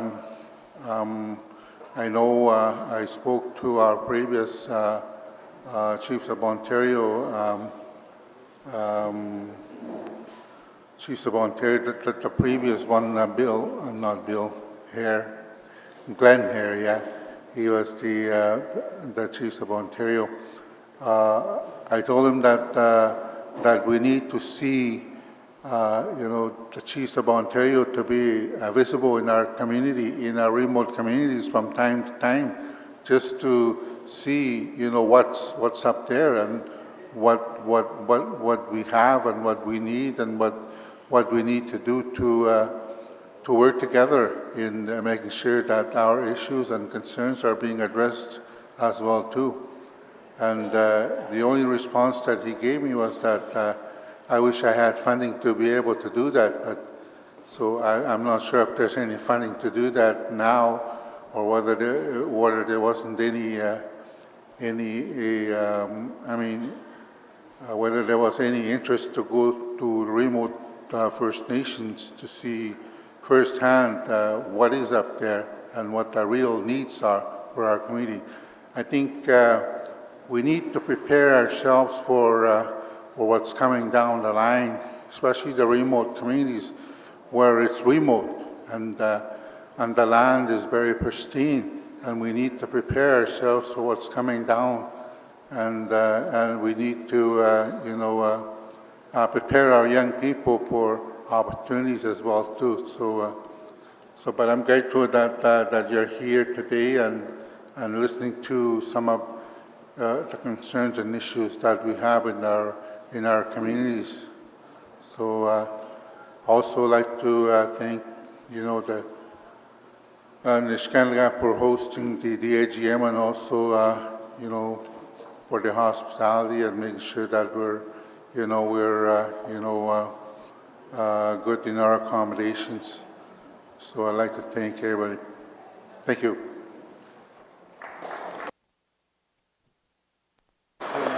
Thank you, Chief Wabas. Are there any other chiefs that want to?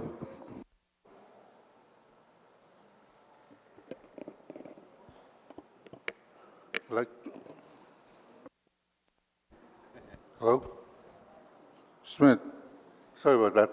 I'd like to recognize my elder Roy Spence.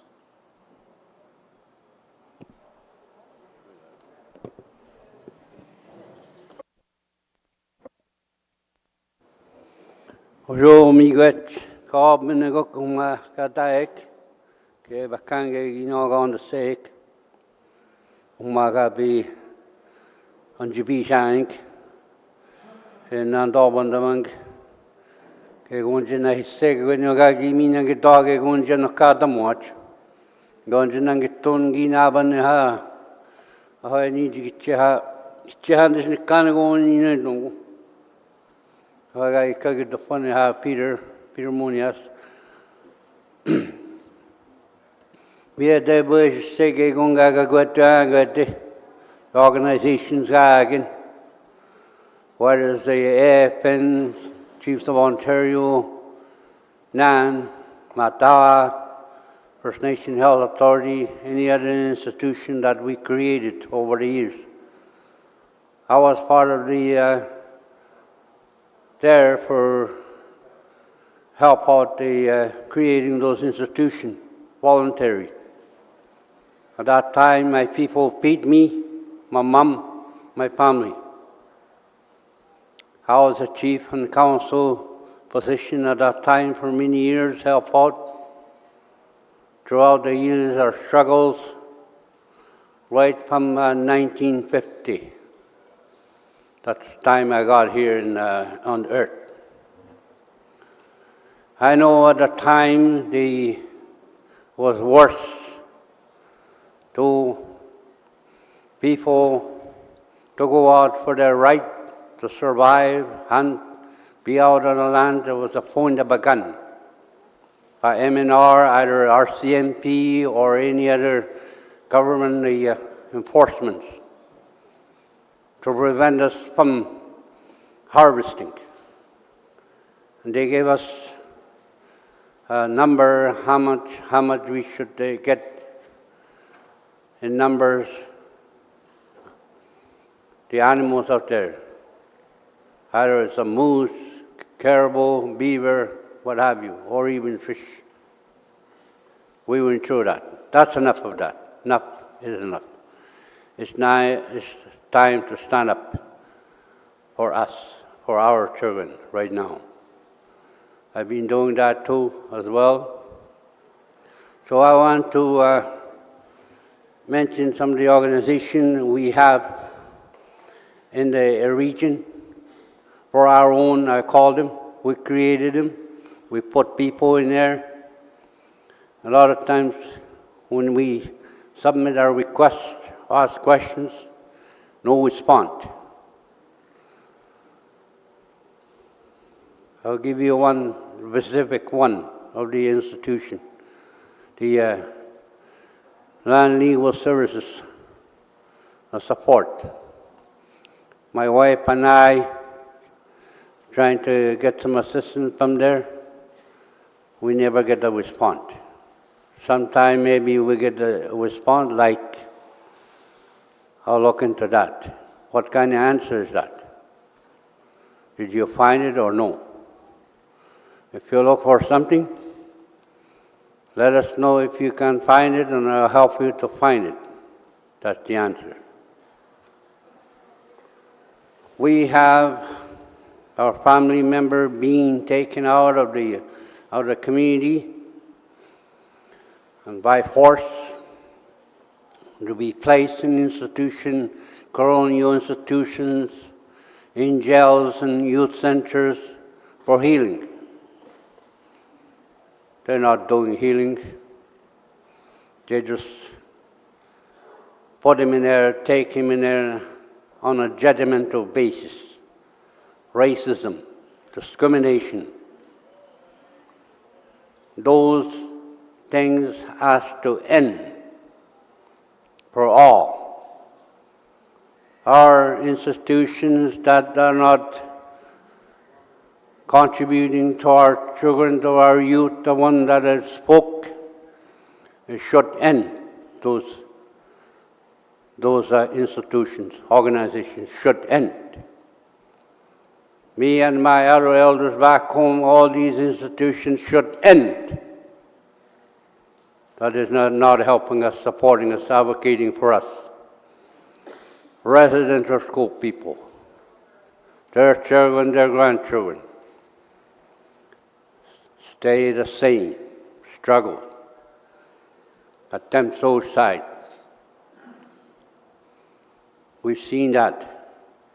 Every community in this, that the organization that sits, I'm talking to you, to a new regional chief, I'm congratulate you, you take that position, take that job.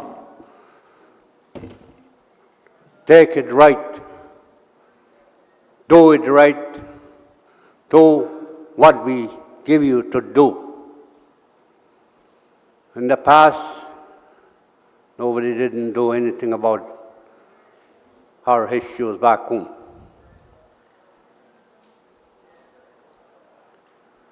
You see, organization that we created you, chief and council call you or sometime send you a letter, what you have to do for our people out there. Our people are youth are across the country, seeking opportunities, employment and training, whatever you, or living. There's no homes, there's not enough homes on the reserves. And those organizations that are not doing enough for us should change or dismantle them. We should only give them time frame for 6 months or 1 year. By this time of the year, next year should be out. Same thing with those institutions, youth centers. I talk to them all the time. No response, no return call, and they're not doing for us, they're doing for themselves, they're doing for the government that is the colonizing our people. They're not even doing the healing that they're supposed to do for our youth, or our people that are being placed in jail and institutions. So what's going on in Ontario and Canada? There's an election coming up for all governments, I heard. I'll be talking to youth and elders, women back home. We have to do something. If we're not going to listen to, we are willing to stand up for our right, for our children, for our youth. Do we heard enough or not enough as leaders? Are we doing enough as an adult? Are we doing enough as leaders to help and fight for the right for our children? No, we're not doing enough. We're almost doing nothing. So I want to acknowledge the leadership here, the community and the youth. I see them, they work hard with little program or no money, no supplies, no equipment to work with. We need to have properly equipped to work within the community, mental health and security and what have you, everything. Fully equipped. We don't. The addiction. I have my family members in really addictions. I help them to get ease off every single day. They want this and that. They want cigarette. They want $10. They want $20. I've been doing that for the last 30 years.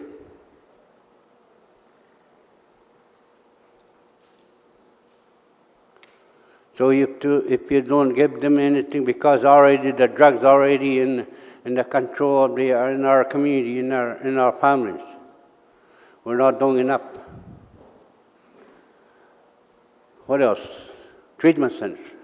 Are they helping us? No. Programs, the Suboxone program back home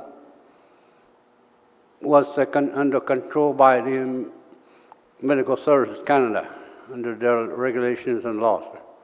Doctor orders, and it's not helping. I think we should call upon a nation meeting first for our indigenous peoples, young people, elders, women, leadership and council. We should have a summit somewhere to speak, to put something up, and to make action, and to let the world know that we are struggling and we are hurting from these creations of institutions of whatever else out there, the scientists and engineers being engineered to what is being placed. We need more resources at home, right here. Right here. More than the police we have in here. We need more than that. Our people have bright ideas how to set up this system. We just need resources. We have our own people, youth, educated and smart. They can run these things. I'm sorry to say this, but I'm not trying to offend anybody or anything, the creation of the Mother Earth. I acknowledge the drum group here, the young people and the elders and youth. With that, Kishena Abe Mahingan, Dishiwinigo. We good. Thank you. Chief Judy Desmond, Long Lake 58, First Nation. Good afternoon, everybody. I have a lot to say, but I'm going to save a lot for it tomorrow when we have, when we continue our own session with our community successes and concerns. But a few things I'd just like to touch upon while we have Saul and Abram with us, and as well the NAN candidates, is the, you know, with Long Lake 58, we have a lot going. We have progressed well over a number of years, and it takes years to do something. You know, it took 25 years to get our own education system. It took 15 years to, start addressing our child welfare issues.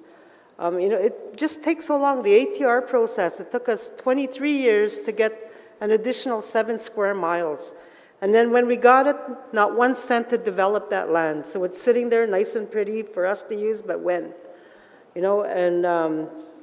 So all these kinds of things lots of you has mentioned already that need addressing. But one of the things I kind of haven't heard yet is the law enforcement, the policing. There's still this double standard for our communities. We're making some progress with the OPP, but still their hands are tied in what they can do for us on First Nation land. The justice system, it's full of our people. We all know that already. I just want to share a story.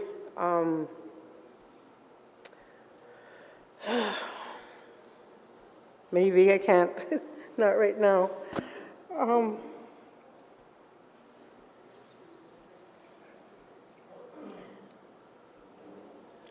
It's our programs that are keeping our kids alive. It's these programs that are keeping our kids, youth alive right now. And one of the things that we're missing out of everything we've got is well people. We're running out of well people to help keep our kids well enough to, to choose life and to stay, and to look forward to a good life. So again, there's so much good funding around right now, and I'm always, and I wonder to myself, what if they pull the rug from under us again and take away all this funding? Because we have such good opportunities right now, because of the CHRT ruling and the Jordan's Principal funds that are around and all those kinds of things. All those things really, really help right now. But what if all of a sudden that's gone and we don't have a chance to even build up our own source revenue by all the, we're rich with resources, but the system is not allowing to let us have a piece of that. And I was writing my list of all the things that we have going, and another piece of this is the spiritual part. As I was doing all this work for the past 40 years, I always had my parents and my Uncle Richard, to run to. And whenever I was working on something, I would give it to them, I would explain to them, and they would tell me, okay, you keep running, but we'll stay behind you and we'll fast and pray. We're going to fast and pray. So again, that's something I think that we're missing also, is the strong spiritual piece in fighting all of this that we're fighting. It's going to take some organization for that kind of stuff to happen as well. But I guess just for now,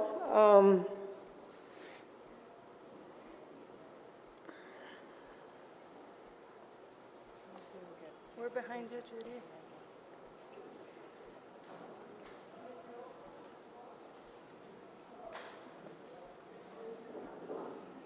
It was very difficult to come here, but I chose to come here anyway. I knew that my uncle was going to pass any time, but I had a chance to see him before I left.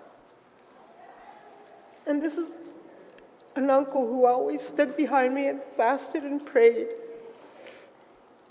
And yesterday, as I read the minutes from our last AGM, it's the first time I got to read all the condolences that each of you chiefs and community left for me because I couldn't attend the last day. And I want to thank Matawa, for putting that memorial on the first page of our book, the Chief and Council Report, and remembering him, because it's been a really tough year when you lose a child. And again, I just want to thank our programs and our programs in our community that kept everybody together and kept this family, through their first year. And it's been a very difficult year. And yesterday, I had to miss a funeral. One of my first cousins buried her oldest son to an overdose. But I got her permission to just come, and she said just to come back and see her when I get back. So, we sacrifice a lot being in these positions that we have. But we need to do it. We need to continue on because of the young girl's message we heard today. And the two young girls I brought, both their dads are gone to suicide and overdose and sickness. And their mothers are not there for them anymore, even though they're still here. So us grandmothers, us aunties, us workers have to fill in those voids. So, this is real work. And yes, I'm feeling very emotional right now because everything is so fresh. But, every day I just get up and keep doing what we got to do. Keep talking to people, and hopefully people listen and help us along with all of these things. And, we've got a tough battle ahead of us again with, all these rulings and these agreements that we have to agree on, and, all these things that are set before us, and we have to make some quick decisions. There's a lot of pressure on us as well. And, so there's a lot of you leaders that need to just be by our sides to help us deal with everything that we're dealing with. And, lots of you get to deal with the higher-ups more often than we do, and we expect you to carry our voices, carry our concerns, carry our words to those people. So, miigwech for now. Miigwech. Thank you. Ogomakan Sugarhead, Nibenimik First Nation. Hello, bonjour. Miigwech, kitnena gagi kagitiek. Mage skadis kagi kagiduch. Kinumago dagiag Ogomakana gagi pigagituach. And I say thank you to them for everybody that speak. And thank you to Saul and Abram and other non-candidates that is going to be running at the Kiwewen conference. I'm glad that they're here to listen to our delegates and chiefs in addressing their concern. And I concur with every one of them that we face the same thing too in our community, but to a different degree. Maybe some are worse, maybe some are better. But geni nohwa, it's hard to manifest things in our community. It's hard to implement the programs that we bring in to the people because of all the issues that we have. Youth in crisis, drug and alcohol, the lack of office space, the lack of equipment, poor infrastructure, poor dollars to administer these things. And the things that are being manifested within our community are dollar store items. They don't last very long. And the things that we supposed to do, the parameters that are set before us within funding agreements, contribution agreements, reporting requirements, is not there because we've been hindered in a lot of things through the implications of government, the lower standards of education that the conservative government put forth on us. All these things, these residual effects of residential school, Indian day school. We had Ralph Rowe in our community, and we lost a lot of youth through suicide during that time. And we just had the pandemic, which did a lot of mental health damage within our people as well. And trying to find solutions, we come to this forum and address these solutions. We create resolutions to address these things, yet these things are not manifested at a community level. They are manifested within Matawa, within NAN, and Chiefs of Ontario, and AFN. And, you know, looking at our Matawa's audit, $100 million in assets, and yet we can't build nothing in Nibenamik to deliver these programs. Band rep don't have office space. They work from home.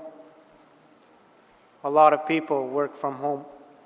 I'm sure the cycles of addiction, you know, some of these workers don't even show up to work. And so all these complications that we have, you know, and people are getting rich off of our data. And, you know, I feel like a failure sometimes as I listen to this youth. You know, what are we going to do? We're going to talk about it, and we're going to talk some more amongst ourselves. And I've heard some of these comments. We've been talking about these issues for decades. And it is time to, you know, take action and implement these things at a community level. And that's what we want as Nibenamik, because we have nothing. We have nothing to work with besides ourselves.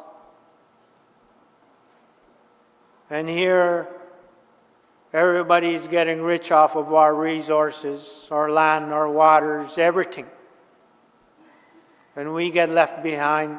And our youth, when they grew up, they are given these things, these inter-community, intergenerational drama that we give them ever since colonialism. And yet there has been really nothing for us in our community. And we always find hope in the leadership that talk about how they're going to help us, how they're going to help people. But yet that is hard to manifest. But we got to deal with our issues first, our own issues, in order to make that change. You know, I'm not a perfect person. I went through a lot. And a lot happened to me to make these changes, and it takes a lot of time and it takes a lot of effort because there is always failure. But if you keep striving and be resilient, things will get done eventually. And so that is what I'm seeking for my community, is for things to come over there and changing the way our community is, our infrastructure, our water treatment plant. is being worked on 5 years and they still can't even give us clean drinking water. I'll talk more about these community issues when it's supposed to be tomorrow. We'll talk about community concerns and successes. But, and the only way to get things done is by action. And I heard one lawyer say, you're not going to get anything from Ontario or Canada unless you fight. And I've heard some people say in the Ring of Fire project that they're willing to die for their land. And I've seen what happened in Mohawk territory and how they proceeded with some of their jurisdictional issues. Back in Oka, they had the army against them. That's the kind of stuff we need to do, because action and words are nothing, because the government has the last word. And they don't usually adhere to our demands. Like when some people say you put forth something and it's different, the result is different and not exactly what you wanted. And so these are some of the things that we need to think about. And in one governance conference I went to, a First Nation down south said they had rifles, grenades, rocket launchers buried in their First Nation. So that when the police come there and try to assert whatever they want to assert and they don't like it, they're going to fight it. And that's the kind of things, that's a kind of authority that we need to have to be taken seriously. Because there's other things such as mining. We try to work with mining companies and come to agreements, but there are other mining companies who just go ahead and do what they want.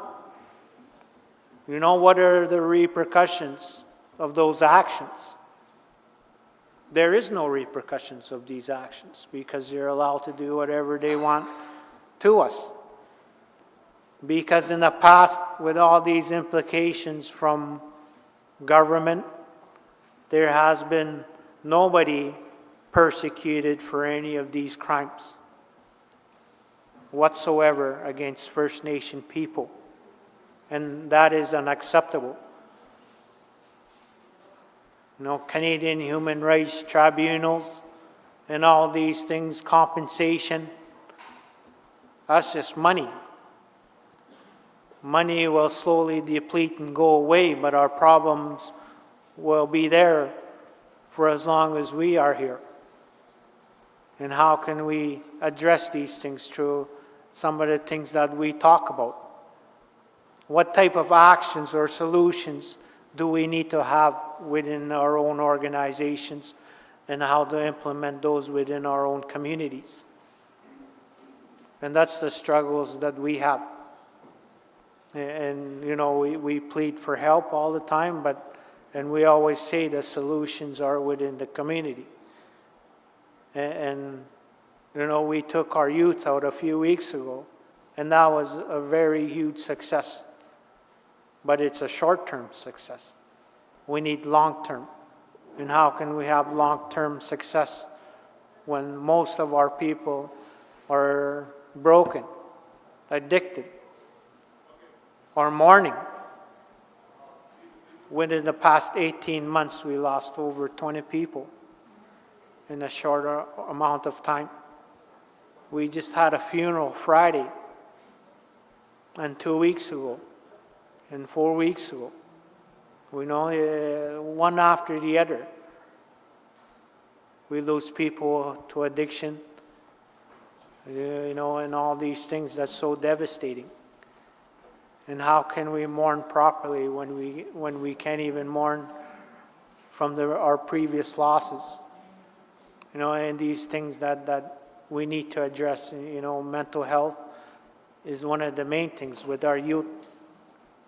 And how can we help our youth? You know, miigwech.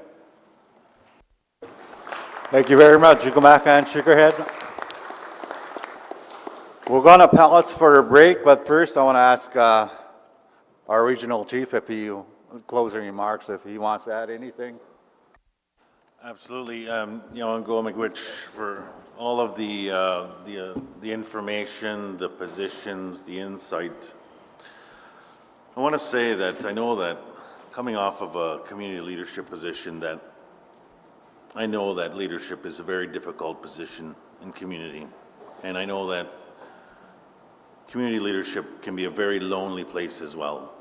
And I want to acknowledge Chief Judy for the words she has spoken, how difficult that was. And I know that there's so much on each and every one of you as community leadership, and the expectations are great. The community demands are great. The challenges are great. But there's a lot of opportunity, and there's a lot of good things happening in communities as well. And that's what keeps all of you and keeps me going, is knowing that we're supporting those good things and expanding upon them. We do know that, the challenges we can talk to, we're out of breath about them, but it is really about, those successes. My role as the Ontario Regional Chief is to continue to support each and every one of you, however that I can, through the structures that exist, and they're not perfect, and we will continue to find ways to improve that.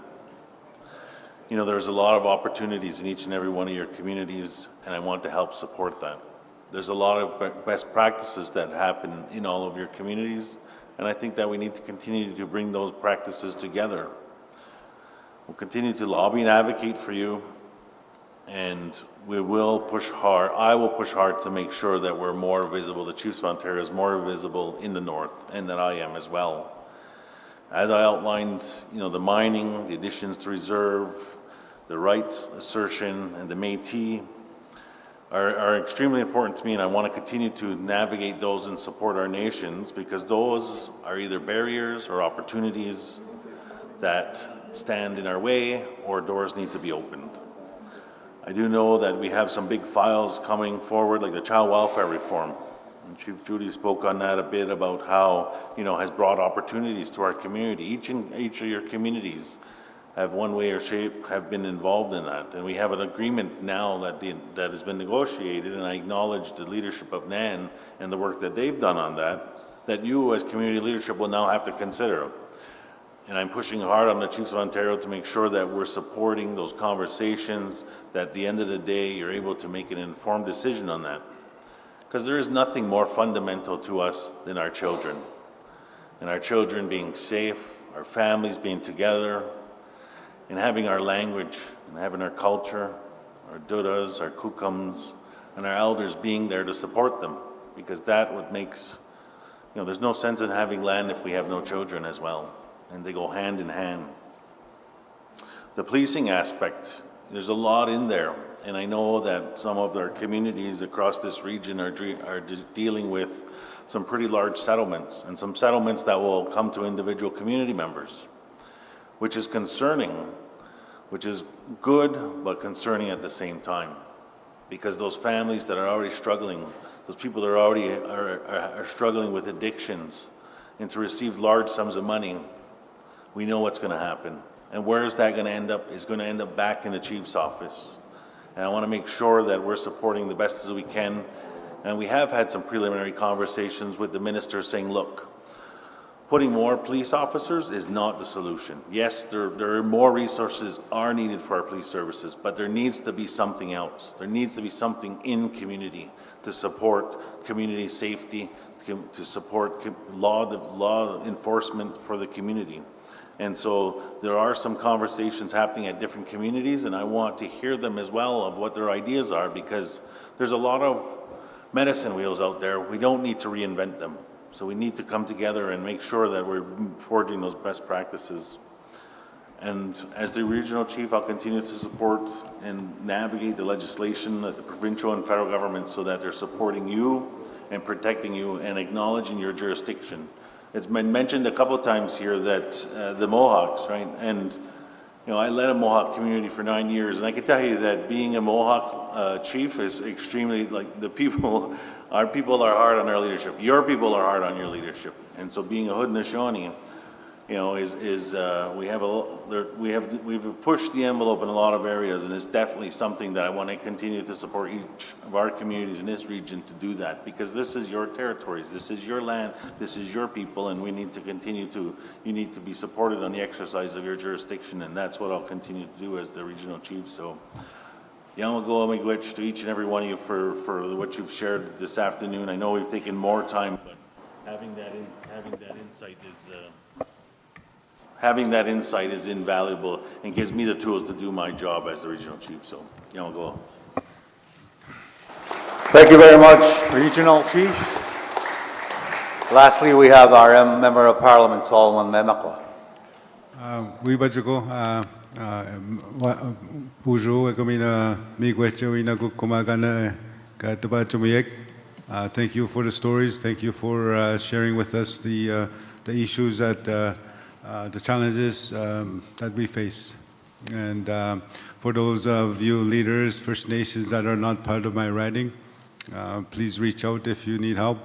Even though you're not part of my riding, like I said, I'm First Nations first. Miigwech. Thank you very much. Lastly, I want to invite David Ball to the front, and we got some gifts for these two individuals, the Regional Chief and Member of Parliament.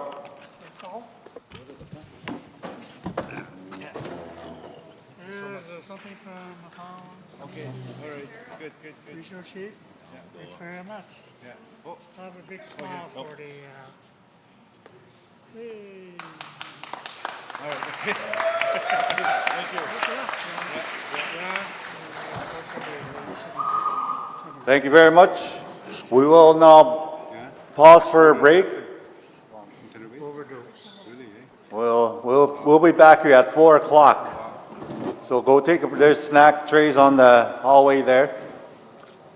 We'll be back here in 15 minutes at 4 o'clock, 4:00.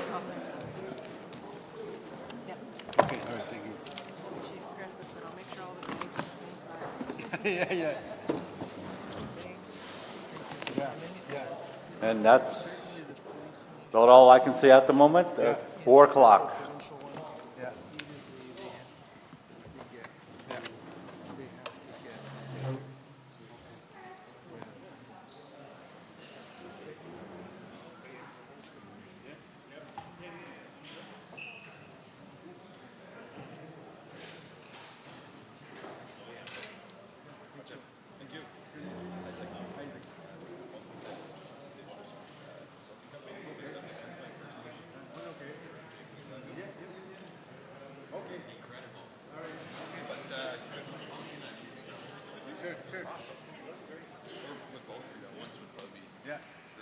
Just so we can send it to JP and show him that we're actually working on here.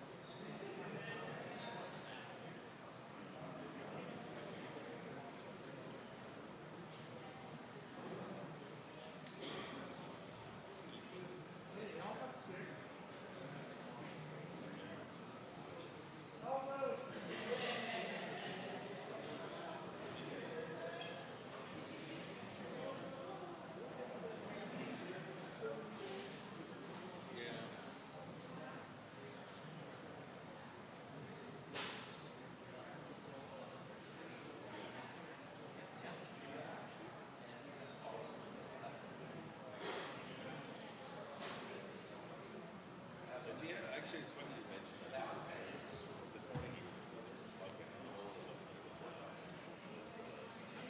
Rainbow's podcast. Specifically, we're talking about that, like how many of our governments have the justice components. It's actually not many. We're what do you call it? There's only handfuls of self-nominations anyways, right? So, I mean, and some of them do have the justice component. Because we're negotiating.